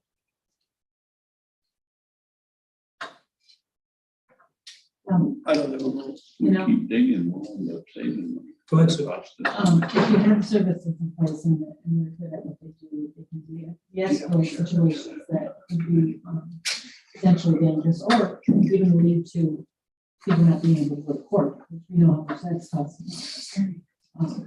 So as much as I hate being pushed into a corner and having a short amount of time to do it, he just has answered an awful lot of questions, and I appreciate that, especially if he's not feeling great, you know, so, I thank you for the clarification.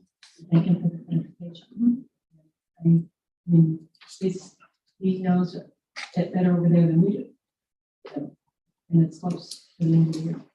Close to the end of the contract. So I would switch because of the clarification. Thank you. Any other discussion? Committee? We did have a second on that. First, second. All those in favor? Aye. Bring it up and we will. All right, motion carried. So the sheriff has the waiver. Thank you. Back to our favorite subject.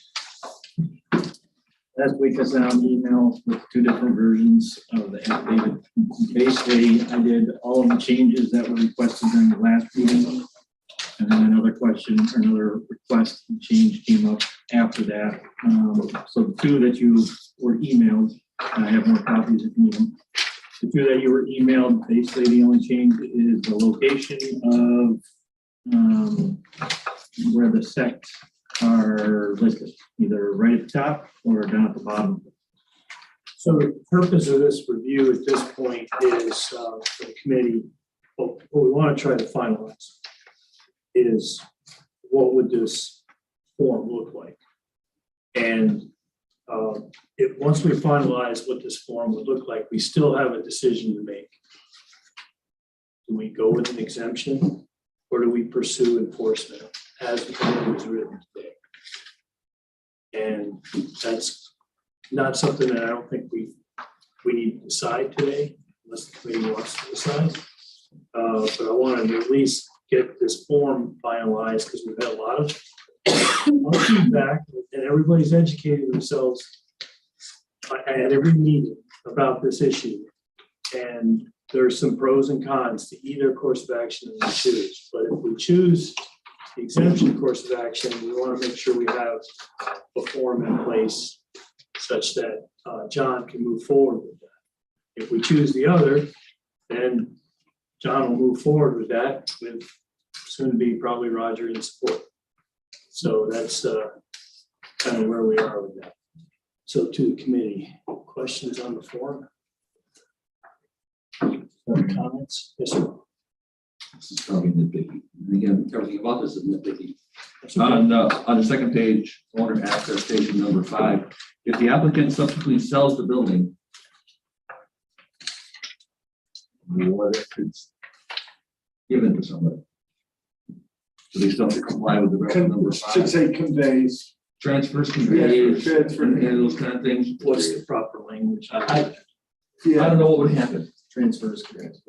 Okay. Transfer? Or not. But if it's not conveyed to another. Right, then they gotta bring it to compliance. Right. It was transferred to another Amish person who signed the affidavit. Right. It just keeps sailing. So we want to change that to transfer? Yep. Selling implies there's an exchange of money or value. Yes, sir. I got a suggestion. If the Association of Towns, whenever we have a town issue or whatever, we can ask their lawyers, you know, keep us out of trouble. Where are we at? How do you get that?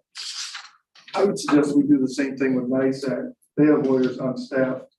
Send them a copy of this form and say, where are we gonna be at in the end of this? Because I don't know, I just think having a paper trail that we say, to hell with the state, we don't care about your code, we're gonna have an exemption. I think we're in an area where we do not belong whatsoever. Let's find out before we pass something. And let's get their opinion too. We haven't seemed to want to listen to our own attorney's opinion. Listen to Daryl. Daryl said we're not discussing whether to do it. Right. He's just saying, if we do it, you like the form. I like the form, so now I wanted to take the form and send it to our lawyers at NISAC and say, tell us where we're gonna end up before we act. That's what I think. If we're not gonna listen to our own.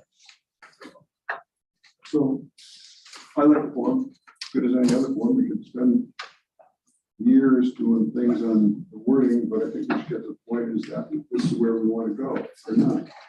Are we solving one problem and creating a bigger problem? Because now we're saying, you don't follow the code.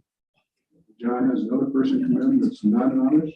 You say you don't make them apply to the code. We're not gonna apply to the code. What are you gonna do now? Your legal problems may get more.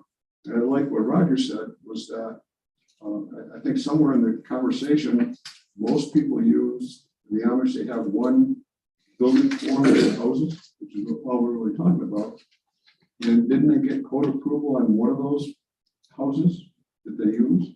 Hasn't been through the New York State Code Enforcement? Remember that conversation? So say that again for me. There's one sect that has come out, they've come out with the same form, same house that's built for every Amish family. And they got that approved through code enforcement.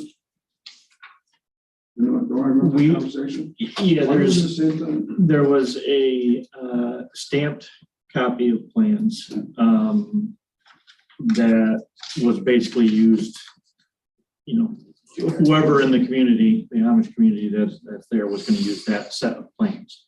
So that took care of the requirement of having to have stamped plans because it was over 1,500 square feet. Isn't that a New York State zoning code? Pardon me? Isn't that in compliance with New York State building code? Not necessarily, just because there's a stamp doesn't necessarily mean it meets the codes. Have we looked at it? Yes. But that's only one piece of many facets of this. So that would take care of one thing, but we're still going back to, you know, what are they used for? Size windows? Do they do carbon dioxide and smoke detectors? What about their heat source? So those drawings might meet the code requirements for the actual structure itself, but some of the stuff that goes into that is still a hang up. That's the exemption stuff we're talking about here, right? Yeah. They're meeting the permit requirement for build, Yes, essentially. they have stamp drawings. But they're not this is the exemptions listed here. are the Things on pieces here that that don't. that they're failing to meet code enforcement. Now, my understanding is there's two different versions here. It's basically the only difference is, well, I'll change the thing about selling, but where do you want the sect to be listed? And then my understanding is the committee had already voted to move it to the next step once we have this nailed down. No, We had a second. I don't think they did. We had a second, like, Let's go to the first thing. I kind of like the, right up front, it tells you what the exemption's all about. Right underneath the title, there it is. You got two options. Pick your box. If you're not in one of those boxes, it doesn't apply to you. So I'll move the first one. The one with it at That's the second one, the one I'm holding up, whichever one that Well, I was. don't know which one you're holding on. From the minutes right now. The one Dave's holding up. The one where it's listed at the top. The list of exemption is listed. I like the other one. The one with the check boxes. That's Correct, at the top. the check boxes at the bottom. The one with the boxes up front, up top.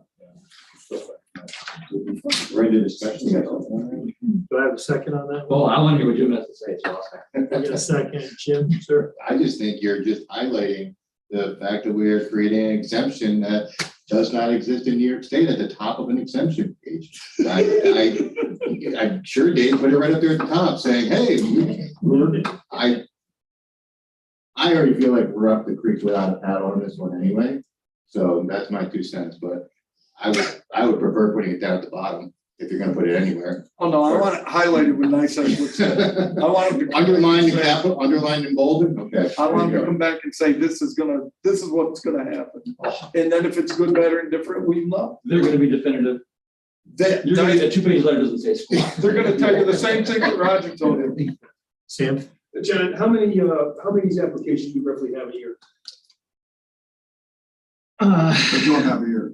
How many code books do you do? We probably have 10, 15, Okay. and currently, So it does- should go up once there's a.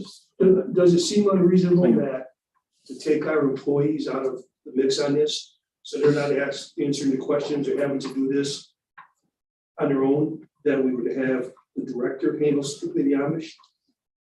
Is that? That's currently what I'm doing. Okay. So this will have no effect on them. So, because I know there was always some concern that they were going to, they were going to have to compromise themselves, you know, they said whether they had a waiver or we didn't have a waiver exemption or whatever we want to call it. Everybody's been told already that. So you're handling Amish goes from. Okay, so then it becomes an issue of our supporting whatever it is that you're going to do. It's just really about supporting our. Exactly. That's all it's about. Listen, I guess that's my question. So what is the purpose of the form? Because as far as the state's concerned, they're not gonna care if there's a form passed by the Board of Supervisors, no disrespect. But they're not. They're still gonna come after John for, I mean, his job is to administer code, just like the personnel They officer can do that has to now, administer right? civil service. Doesn't change anything. I guess I'm not sure what that will do, I guess. okay. So we're gonna decide on the form. I'd like to second that form, but I'm not opposed to that. I mean, is there 5 of us? There's 3 on the top or 3 on the bottom, let's just do it and move on. All right. For the next. Who wants the top? I like glaring. Who wants the top? I like Top. You like the top? I like the top. So, all those in favor of the top? Whoa. Before a vote, Okay, right. wasn't one of these forms supposed to recognize or state something about a filing against that piece of property? Or registering this against that piece of property to be able to track it? It's number 4 on the back. Number 4 on the back. It is there? County exemption with a county clerk to be referenced with a deed for this property. Oh, on both of them it's the same? Yeah, the only difference is between the form is really where the exemption is listed. It's either at the top of the form or at the end of it. Okay, fine. All right, all those in favor? On the top. Of the top. Aye. I like the bottom. Not 3 to 2 when you went. What's up? It can't be, nothing wins at 3 to 2. Oh, really? 4. Right. What else you gotta change so we can at least move to the next step, John? Top. Okay. Way to go, John! Yes! I like to try my thing right there. So we got an 8, we got 1 yes and 0. Okay. All right. Yeah, he seconded it, but he made it. Those opposed? Not at this point. Okay. I see which way the tide's going. Motion carried. All right. So the form has been settled. That's all we've done. All right. So we've come full circle with this conversation, by the way. Can we still have guardian? So- But that's okay. All right. Now we're gonna get the crux of it. Was Brian's recommendation, is that gonna happen too? Send Yeah, we it to can- dissect, We can send it out there just to see what. see where we stand. Well, we haven't decided if we're gonna get the exemption or not. Why send the exemption form to them if we're decide not to do it? I think it'd be better. I want to know before I approved it, not after I got in trouble. We're taking it. Something we're gonna spend that discussion, no, we can respond back to next. I was asked, I mean. Why?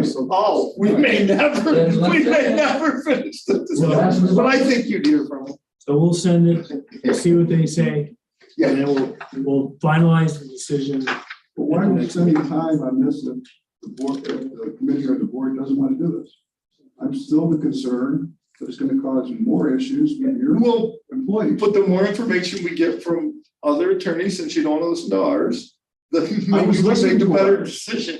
What, Roger, what's your recommendation on how John should handle the Amish situation currently?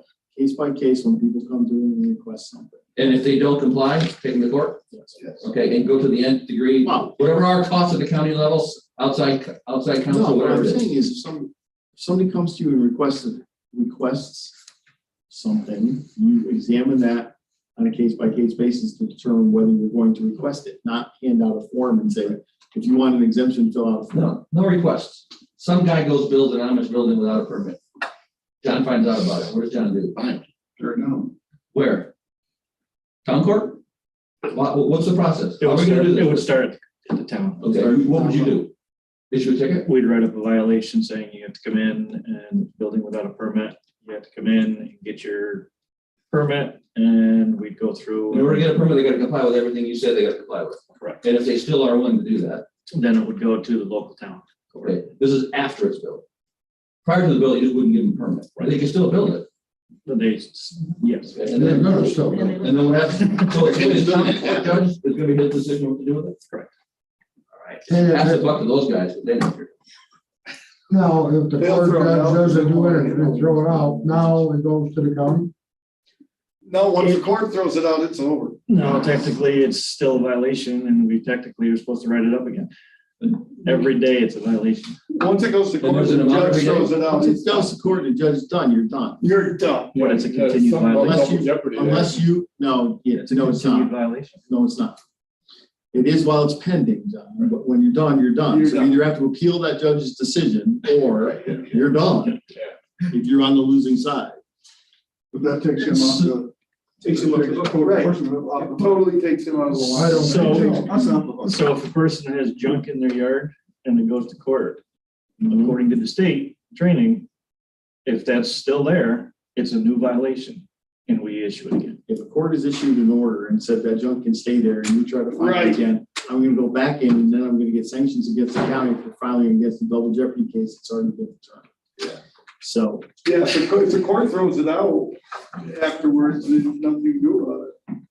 Somebody else And, would have. and different- I'd be more than happy to invite the state down here, like punting code enforcement to put their money where their freaking mouth is. Because they're awful good about telling our poor guys what to do, but they don't ever have to come down here and make it happen.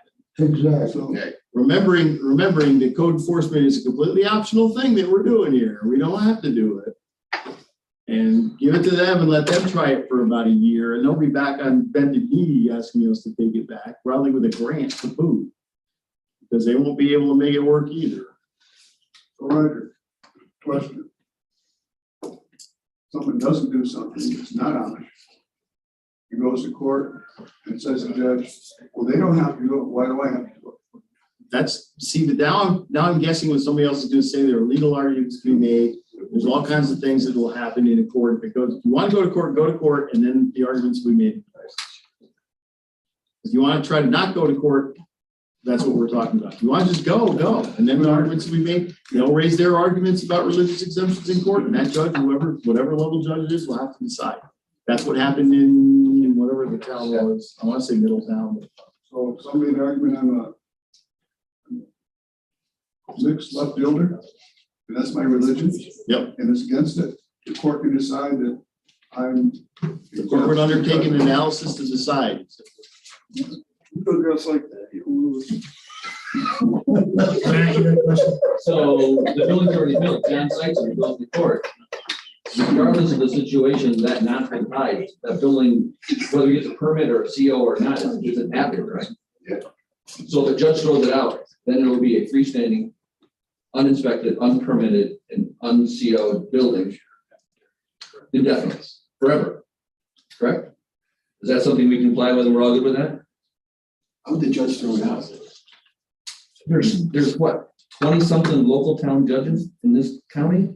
Have you met some of them? Yeah, I know what you're saying. The court with them, like, why are we zooming on that? Yeah, hopefully it'll be speed tickets. The choice is to proceed with enforcement or not. Right. Those are your two choices. If you want John to enforce, he'll get shaken out there. If you want to try to shake it out without getting to the enforcement position, that you're not doing it the right way, I don't think, but that's what you're trying to do. So what do you want to do, enforce or not enforce? One you have a stick to go with, the other you have no stick. You're not gonna force it no matter what. I'm not talking about your likelihood of success. Right. I'm talking about the mechanism you're gonna take. Waste I'm not- time and money By trying to. enforce, I don't mean you're necessarily gonna win or lose or do whatever. But that's what You're just gonna use that mechanism to proceed. But you still have to Sue had it first, I'm sorry. It's interesting with the building permits, if it all goes that case where it goes to court. Amish, somebody that's in the state of poverty, someone that is living in the house of cards, if it goes all the way to the court, that judge it can determine whether anything else is done on that location. They can go back to living in the area of whatever state they came from. John?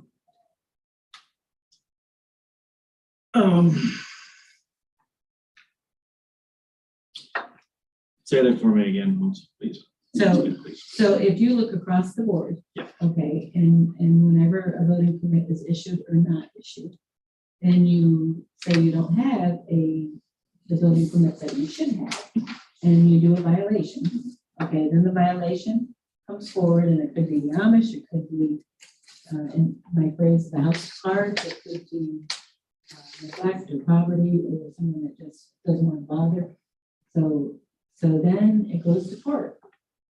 And at that point, if that judge decides none of this is necessary and anybody goes back home and nothing else ever happens with that violation. We would appeal it, we would appeal it in that case, I would assume. We would use the process, we would follow the process. It's when you. So the question is, do we want to follow that process or a different process? Yeah. That's the only question here today. That, What's the potential burden on your department if you follow the process? And it's gonna take time, I don't know how much, specifically it's gonna be, but it's just like any other violation. I think it'll come to a head very quickly if you go to court. Who represents us in that action, in that town? It'd be Tony's office. Oh, it is. So somebody from your office. No. It'd be somebody from the DA's office. You can't represent anybody in court. It's only the enforcement officer. You would pass it over to the DA's office. Would then send somebody to quote unquote prosecute that violation. We're available to be there when needed. You know better about the process? Oh, yeah, I'm very comfortable with it. Okay. Yes, sir. I want to get back to, just so I understand, what exactly, because I've heard John say some comments there, what exactly is this? Are we just calling it a religious sect exemption affidavit? Is that what this is? And then we're trying to decide what that really means? Because No. John said, no, wait a minute. John said that if we don't give them something, they're gonna build anyway. So is this something they fill out and this is basically their building permit? Yes.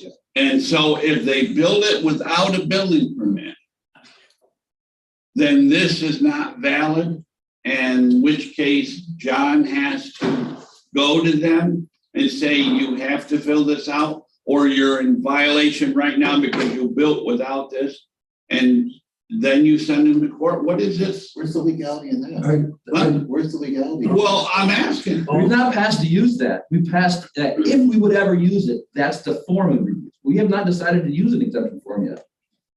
so, well, No, wait, if it goes before the board, We'll go before the board. Nothing's on the board now. No, this is just in committee to use what order, This is the form we would use if we decided to go further. whether the. right. But we haven't decided We to haven't go decided to use the further form yet. yet. Well, but that's coming down the road, right? Well, it might be, that's what we don't know. Well, my point is, what if they build, let's say we pass this, okay, I'm gonna go down the road, let's say we pass this.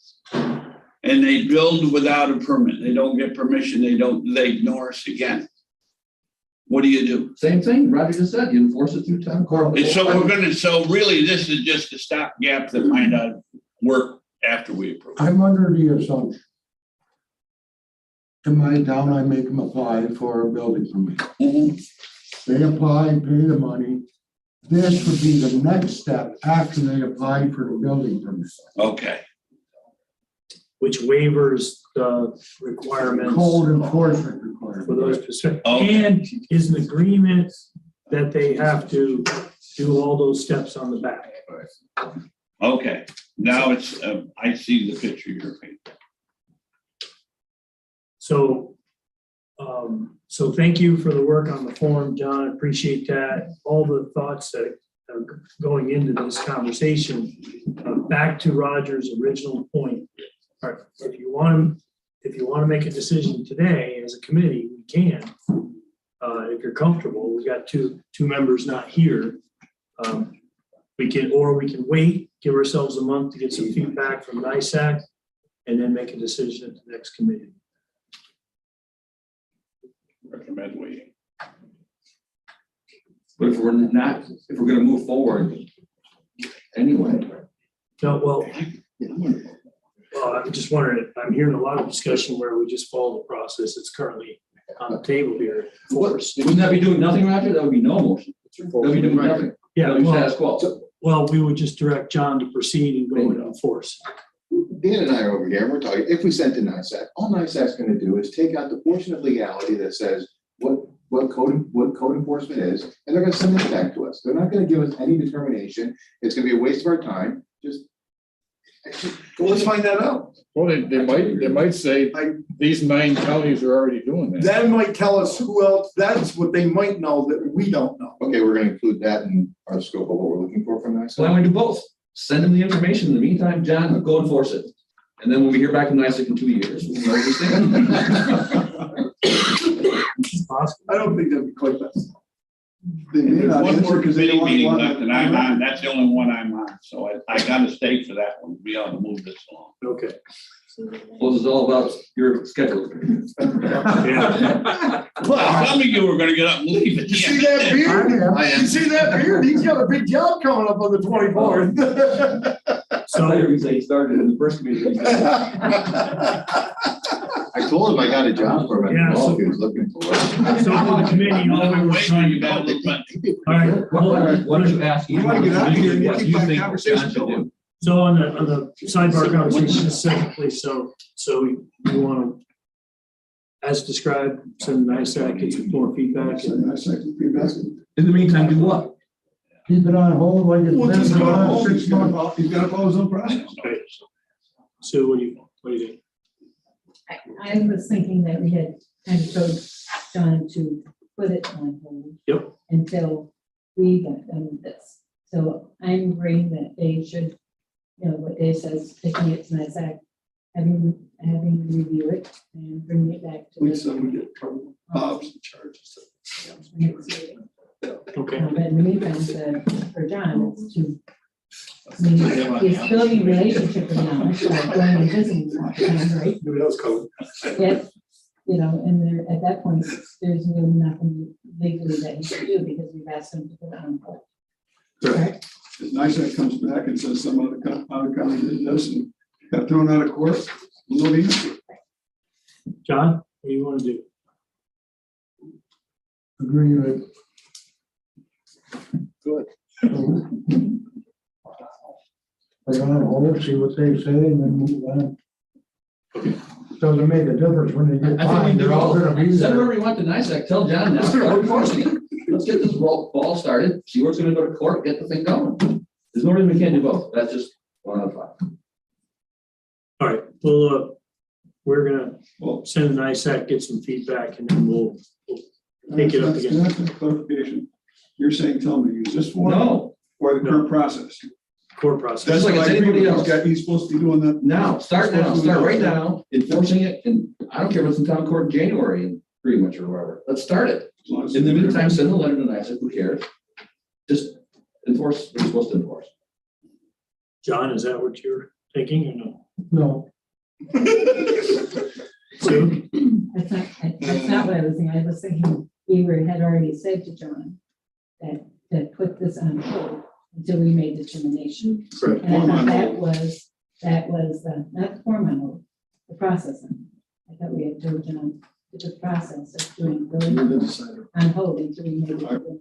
I was under, you gotta do the process as it stands now. Not change this or wait. We've been waiting a long time. One more month isn't gonna make a hell of a lot of I difference. think another month is going to change. Well, we'll be back to government, so we, or whatever, public safety Yeah. talk about it.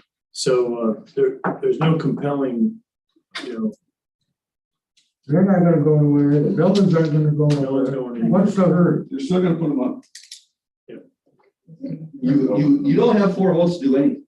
Right. Right. So what's John directed to do? Because if you want them to hold, you gotta get 4 votes to tell them to hold. Or has that already been on hold? Has that already been happening? It's already been on. You already have committee approval? Yeah. Go on hold and, okay. So that's the status quo. So in the new year, what we can do is we can stack public safety with all the towns that have Amish and they can decide it. Because those are the ones that are gonna be affected. Bill's correct. All right, so we're gonna send it out to NICEAG, get some more information. We're gonna schedule this, take it up on the next committee meeting, give John direction from there. And if we take this form forward to the full board, then we take the form forward to the full board.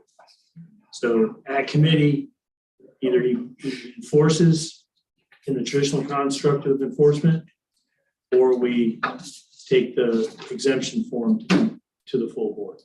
What triggers that decision? Any information we get back from NICEAG and then having a full committee So with our other 2 you guys members. think we're gonna get them coming back from NICEAG by the next public safety meeting? Yes. All right, I'll bet you lunch on that. Okay. I'll call Pat. Anybody- I'll know tomorrow. Any other business come before the committee? Yes, sir. Chairman, I have one other thing. I thought maybe Glenn was gonna bring it, but he didn't. I do need a budget amendment in his EMS capital project. I've sent the necessary form to the clerk of the board. There were some items that were disallowed on a grant, and we have enough interest in the project to cover the disallowed items. So I just want to recognize the interest and decrease the grant revenue Give and the cover number. that. Sorry, Give the number. 3,100. It's in the EMS capital project. Deb, I actually got to send you a corrected form. Okay. I'll move it to finance. Second, any other discussion? All those in favor? Aye. Opposed? Move to finance, sir. Thank you. Yes, sir. I just have one piece of trivia to finish up this meeting with. Well, we were diligently last Friday in process of approving our domestic terror plan. Warren County rejected theirs for whatever reason.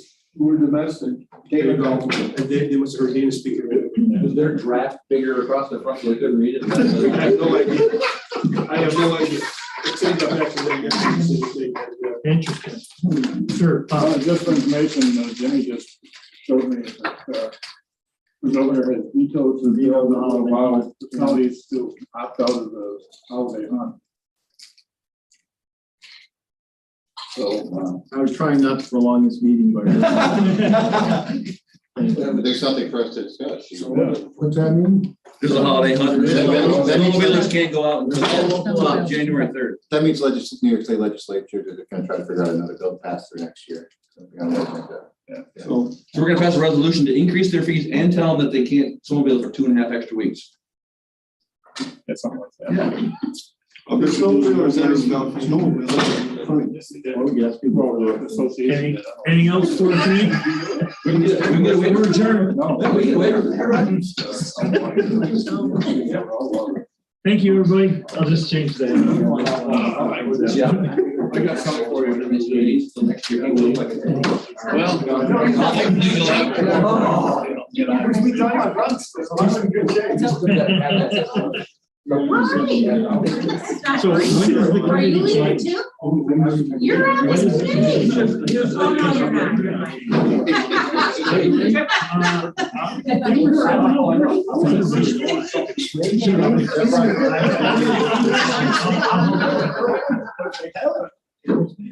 All right. Hi. Sue, are you in the driver's seat now? Okay. Thank you. Thank you. You sure got a covered room. So. Yeah. I offered Melissa chocolate. In exchange for letting me know when to come up. I'm thinking I should take the bite. Yeah. Yeah, that's a number. Yep, you're out. Thank you for the goddamn number. Bob left you here before I was. All right. How are you? Thanks, John. Merry Christmas. I'll give you a deep break. You don't have to knock on somebody's door during Christmas Eve going. Here's Take care, everybody. I think we got more. You too. All right.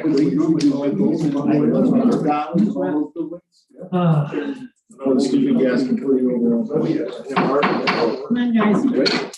We're gonna start up the human services meeting, okay? And,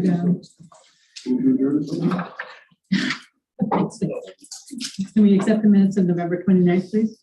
Motion. Second. Okay. Favor? Aye. Thank you. Tammy? What's the? Only 25,000? 60. Wait a minute, which maybe we should read. Yep. Merry Christmas. Merry Christmas.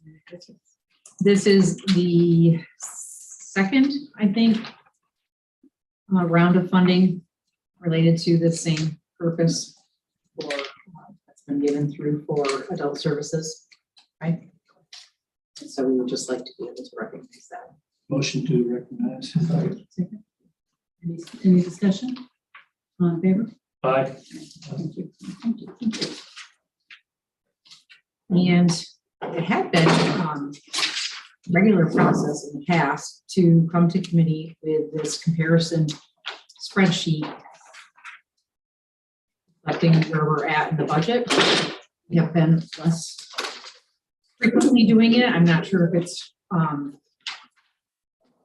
reason was because I haven't been asked for it, or if it's just about the pandemic, quite frankly, but it is not something that we had here a lot. So this is an updated version. I thought we should be able to see.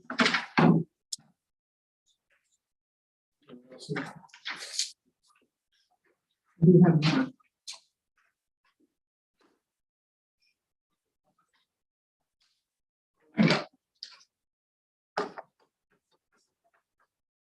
So I was told I was on the clock and I need to make it quick. So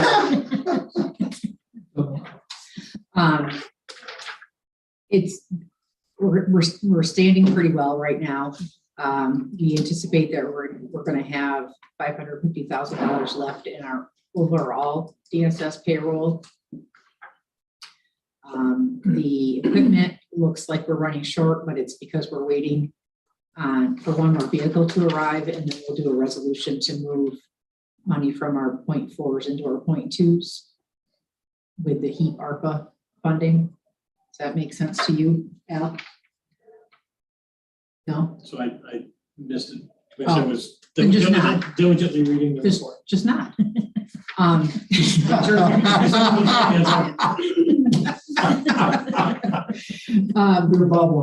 The equipment, our equipment line, we're waiting to be able to do a resolution to move around some of the HEAP ARPA money from 0.4s to 0.2s. That's my understanding. Yes. See, I told you.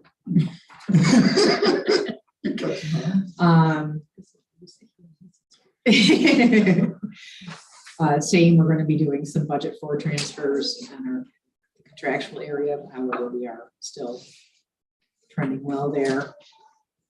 The next couple of lines are Office for the Aging. If anybody has any questions on those. Can I just add a comment on that? The 6772.1 salary for Office for Aging, right now, we are showing that we're over budgeted. This isn't a concern at this point, because we do believe that we can accommodate this through our planning process.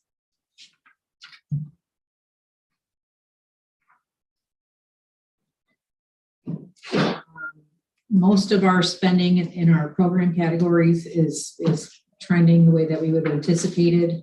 The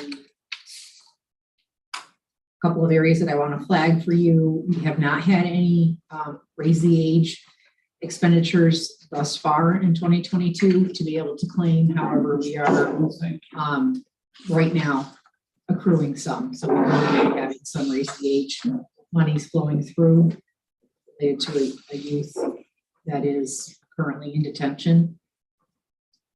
As I have mentioned in the past, in the state training line, that we know that we will have another bill coming in the beginning of 2023 that will be for billing from 21 just a matter of how the state has their delay on passing through those bills. And the one area that we do know that we are anticipating a shortfall in is safety net. And at this point, we think it's going to be close to $95,000. That is related to the things that I've been talking about with the number of people coming to us for one-time emergency help, as well as the increased numbers of people that we have in homeless housing and temporary housing assistance. We anticipate, because there is money left unspent in the Medicaid line, that would be the best place for the resolution to be able to move the money from into safety net. The Medicaid dollars that are left there are the result of changes in the share, as you would know, but also that's 100% county dollars. And when we move something into the safety net line, that has to have a 79% local share. So it is the best place to be able to move from, because the rest of our accounts have far less of a local share. So we'd actually be able to do it more equitably there. Any questions on any of that? So on your revenues, you're just using what we budgeted for revenues. Do we know? Because like with savings on salaries, usually there's, money to pay those, but with the savings on salaries, there's gonna be no revenues for what we did. So our revenues may be actually down from what the budget projected. So where do you, that could look quite different when we get done. That's why it's a nice update right now. I just don't. The note that I have from Becky, and this is an accounting thing, it's not Tammy speak. Yeah. So it says we have realized 76% of our 2022 projected revenue, with approximately 91% of the year's claims submitted. We added 21,980 to the projection for the additional, we received additional non-residential domestic violence funding from OCFS. So we added that in. That is the note that I have from her. I imagine that it's also balanced out by the other categories.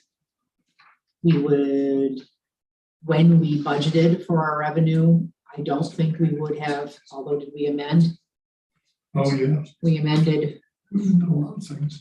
with the, maybe with the HEAP ARPA money, which is 100% revenue. So that would have come in at a higher match than, Yeah. of course, what we would not be realizing by not spending from the point ones.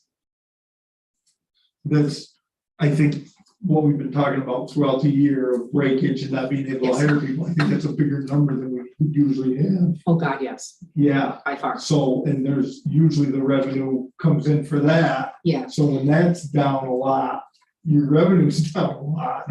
I just think it might look very different. I just want everybody to be aware and not be shocked when we close the books, because like right here, it says your net cost of DSSOFA for actual 21 was 3.1. We're projected 5.6. That doesn't surprise me under the situation.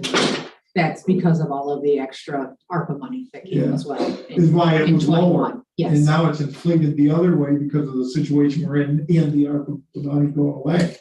So I just want everybody to know that this could look very different when we get the final.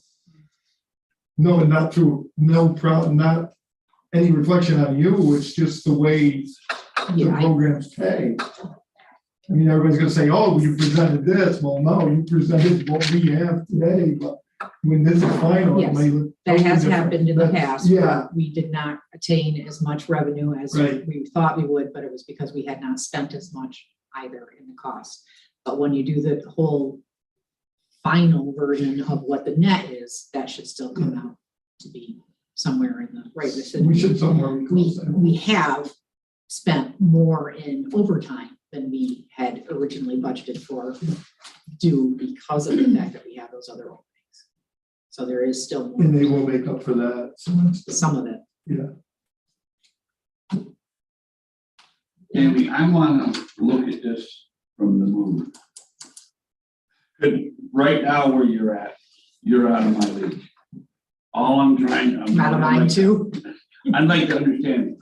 It's a We're crapshoot. good. You, We're good. everything is a crapshoot and you try to guess the best. Yeah. And would you say that we're doing pretty decent, and does this impact next year in a negative or positive way that we should be prepared for?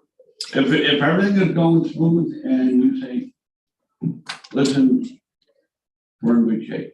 That's All of I'm the, looking all of for. the factors that have impacted this budget this year, between the Yeah. ARPA money, between breakage, between higher, costs of temporary housing assistance, Oh, yeah. all of those factors.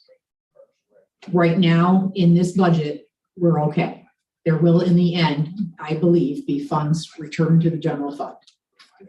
That's all I see, and that would have been sufficient for Yeah, me. yeah. But I appreciate that. Yeah. That's what I'm trying to find out. Yeah, I think now. And you credit too, I don't want to take it away or any from anybody. You guys doing a great job. I mean, it's almost like bass fishing in the weeds. You can get your hook caught in the weeds pretty fast and do no fishing if you lose. I mean, you guys are doing a great job. Thank you. I would like to, go ahead and. So I just had two quick things. Number one, I wanted to thank you and your staff selfishly. After the loss of your prior accounting supervisor, your current supervisor really hit the ground running. And Brandon and I had some panic attacks because the claims were a little bit further behind the normal. As did I. They are right back on track. Actually, they might even be ahead of where I had seen them this time before. Yes. So thank you to your staff, because when I'll Brandon and I pass that sit along. down, the more current information we have Yes, is the better decisions we can make together. So I appreciate that one there. that is also in part why I wasn't bringing comparisons. And I also wanted to give Gina some peace of mind. You actually have, just had the number in front of me, I apologize. He didn't say piece of his mind. He said peace of mind. You actually still have $65,000 left in your point one, which is more than enough money. So what you're falling victim to is something I talked to the budget officer about this year. All of your part-time costs are in your straight time line. So you have to look at the two lines together for your real overage or underage. And so when you put those two together, you're actually still have $65,000 to spend with only one payroll left. So you're good. We've talked about not splitting those lines going forward. Yeah. Because there's not a way to do it in payroll. So that the desire that came about where we wanted to see them differently was in anticipation of switching to a thing called position budgeting. That did not happen. So we should reconsider whether that One way or line the other. still has any value. Budgeting. Either go into position budgeting or get rid of the Yeah. line because it doesn't We have to have, find a way to. it doesn't have any value the way it's being done. So just to make you a little more comfortable, you actually are good. Thank you. And your point was, yeah. And in this economic environment that we're in, with less employees, you've got a hell of a lot more work and a lot more people to take care of. So your overtime line is gonna take some. Everything's gonna take, that's why I said, no matter what we see today, this could be totally different when we see the final, because everything's expanding. I think probably staffing is one of the biggest hurdles. Yeah. But it's a great job, for sure. Appreciate it. And Tammy keeps bringing this up about the safety net and what's going on in overtime. There's a lot of families in need right now, and there's no place for them to Right. go. And it's to Tammy and her department's credit. Somehow they're trying to figure this out. Yeah, I don't know how. thank you. It's amazing to me that we are able to find a shelter for people right now. I'm astounded that we are, and I'm very glad that we are. One thing that I do hear from our staff, some of them, is a level of, oh my God, I'm so sorry. Don't worry, Dave O'Brien had that happen right after he told us to sign up for the morning. It's the Red Cross reminding me that I'm supposed to give blood tomorrow. That makes it any better.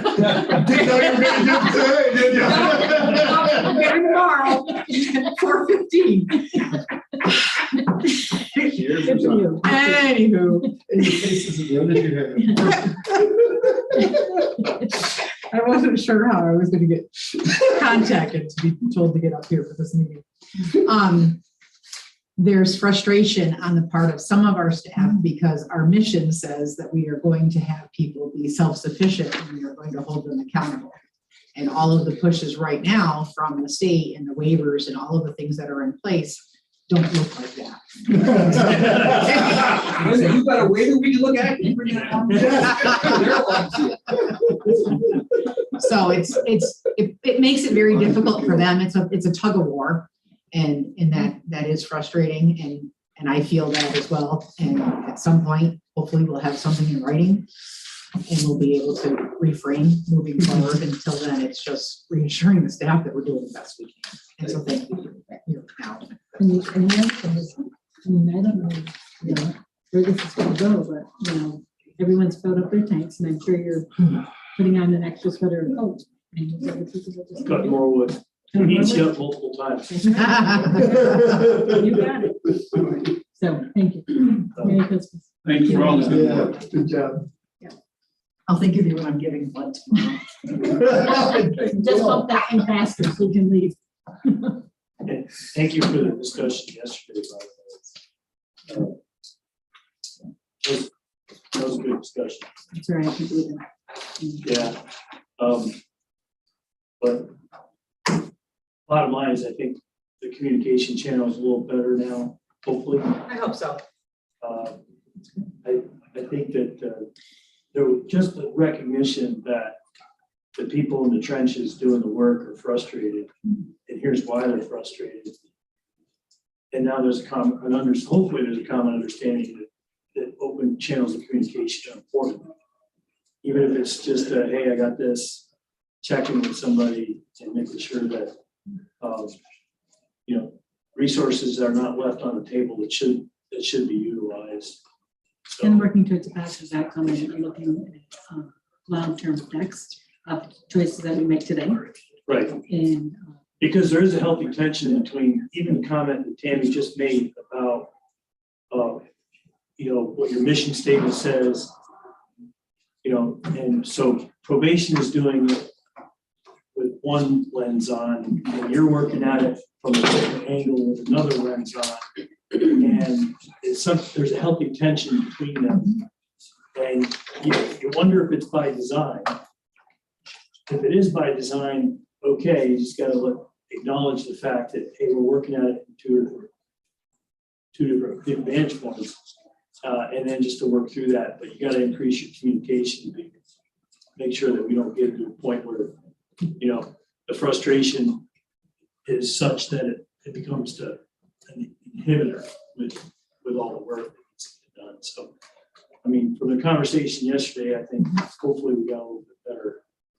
I mean, just having that understanding meeting, and coming together, then, Yeah, it's amazing what 3 to 4 cases can kind of tension that they can cause. And that's what we really came down to, was understanding that, hey, we're only really talking, and probation, from their point was like, what's the big deal? We're only talking 4 cases, but they didn't realize those 4 cases were causing another department staff to be completely frustrated. Mike was so frustrated, he punched the wall with his hand off. I was gonna say, I'm not sure it was a wall. We haven't seen the other guy. I didn't think youth council was allowed to do that anymore. there's a big point. I went straight to the front of a bus, that was all. I do think that having a shared understanding among departments of what direction the county wants us to head in is necessary at times on those things where there are sort of, built-in differences or discrepancies between the different state requirements. Because Mike and I could sit back and say, yep, okay, that's the system, the kid's gotta go now. We're not, because we don't think that's what's best for the county coffers as well as the people we're serving. Right. So we need to hear from this level, that's what you want us to do, and that's mirrored in what's said to other departments as well. Well, I don't know if it came across correctly, because I was on my headset there, and I apologize for not being. I think you did incredibly well keeping pace with what was happening in the room. But I hope the message was received that it needs to be a cooperative effort, that it's okay to have healthy tensions and be kind of juxtaposed to one another every once in a while.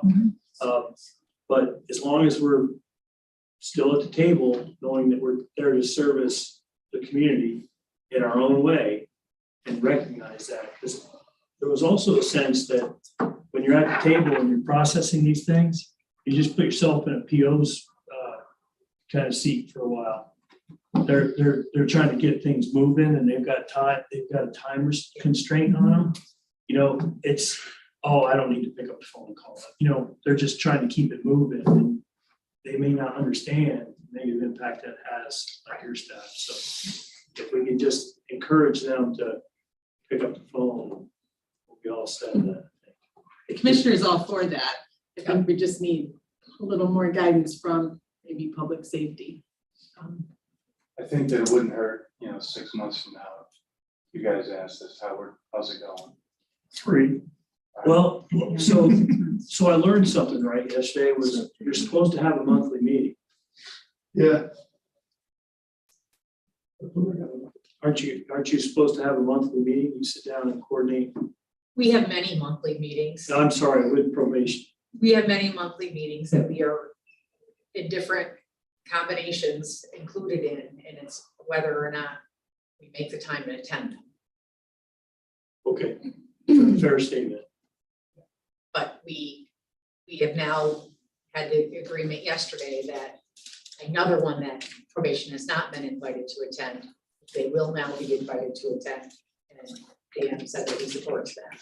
So that in and of itself, to just talk about those specific cases should be an advantage. So at the committee level, we can pull, so we can facilitate at the committee level if we need to. I don't know if we're there yet. To your point, maybe There was a structural change yesterday, though. I mean, it's the way cases flow, so I think it was a worthwhile meeting. I'm glad Commissioner Administration has to have it because we have a starting point. We have a new starting point, but we can measure. excellent. Yeah, check and adjust, right? Check and adjust. So The email that I sent outlining those things was my attempt to put us all on that same level of communication. I just neglected to include Dan Belcher. I saw that. Not a good start. Off the board. That was, wow. But I then. We're all the same team, just didn't get invited to the game. And You corrected it. I So the game's a different day. I will touch base with Dan before Christmas and make sure he's comfortable. Thank you. Okay, Mike? All right. Winterfest before or after? Yeah, something. You want me to sit? You want me to pull your chair out for you? You said, well, no, David does it. Were you doing some falconry for the Winterfest with your left hand? Is that Well, what? I'm trying the apprentice thing right now. It's not working out. I can see that. Real quick, I'm here to ask permission to hold Winterfest Saturday, February 4th at Lake Lauderdale. As you all know, it's a multi-department collaboration from Stones and Grounds, DSS, DPW, our office, aging, I mean, everybody, public health and real property. It's really, we all touch that day, and I'll need permission, I'm sure, for audit to make sure that we can purchase food. We have a budget that was included in the 23 budget. So we'll just keep our fingers crossed for cold weather and snow. Yeah. If you guys give us permission, we'll go out and we'll market it. Second, could I make a recommendation on the motion? So that not only the date, but if it's budgeted, there's going to come back and request permission for a budgeted item if it's within the program and it falls within your budget. Move forward and go out and conquer for February. Is that, I think for food, I think for food or something. We do it all the time. Did we do it? We set our own rules, right? I thought for food or something, we always did. What You can just get asked that for. now. But we can do it right now. But he's Yeah, I asking- just want to cover it he's in 1 minute. asking about your hot dogs and stuff. Exactly, but we've been very fortunate. The Sheriff's Department and has supported us in the past. They've supplied the food for us, so we still have to go to Department of Health for that. But in the event we have to purchase anything, I just want to make sure that it's on record, for audit. That we're in compliance. Absolutely. So- Anybody, any trinkets with the county logo on them, like, for that event? Public Health has some tchotchkes, I guess. You don't buy any? No, we Okay, don't. so just the food away for them? Food and contracted for specific services, like we have a horse and wagon ride that's ahead with the kids. They'll be back. And we're trying to locate a couple other things to change it up. This is our 6th year. We started in 2015, but we had 2 years off due to COVID. So we're trying to add a little bit to it, but stay within budget. So there's some things that we're trying to work out. Life would be a polar swim or something. We've had, ice we've had, all right, and we get someone from DEC or Forest Rangers to okay us on the ice. I mean, very supportive. And also a partner I'm looking about, the Federation, Sports Federation has been awesome. They facilitate everything related to the ice fishing, cooking demonstrations. A lot of fun. Yeah, we could see a caber toss on ice. There you go. Curling too, right? We did curling. Right. We did curling. We had a plane do touch and go down, which wasn't in part of the bid. We're out there ice fishing. Anyway. You can see Argyle Airport, that's all.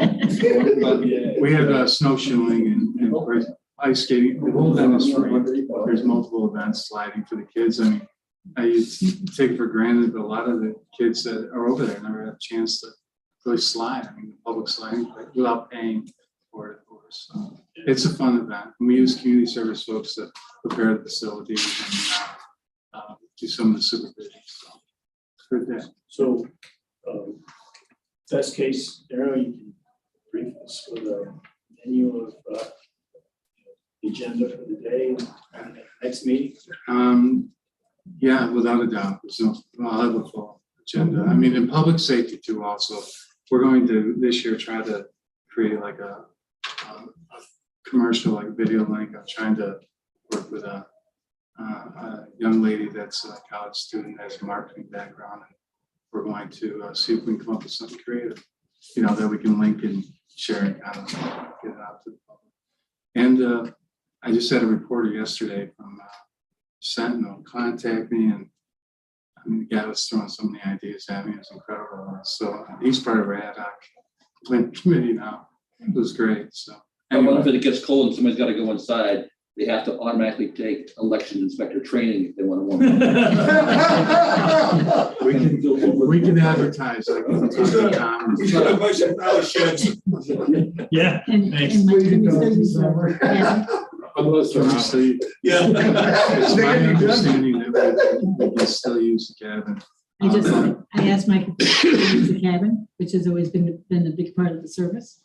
The cabin is there, the mold, we clean it, we go in and do a thorough clean. It's in rough shape though, I'll tell you, there's, wow, I mean, Matt can tell you about it. But we have tents too. You guys purchased a while ago. So, and buddy heaters, so it's a great day, it's a fun day. An amazing day. And so we have a motion on the table. We have a second. All in favor? All right. All right, well, that's really all I have, Dave. Thank you and happy holidays. Thank you. Okay, so other business? I just wanted to inform the committee that the 2023 budget that was approved allowed us to add on the 2 additional part-time positions. And so at this point, the plan was to offer those part-time positions to per diem staff based on seniority. And so we did have 2 per diem staff go ahead and accept the part-time. So at this time, I'll be working with the personnel department to backfill those per diem positions. So you're taking this day now? Correct. Right? Excellent. Good news. Very good. Thank you. Okay. Any other business? No, just mumble. You're yawning. Okay. Well, Merry Christmas, everybody, and you're adjourned. Thank you so much.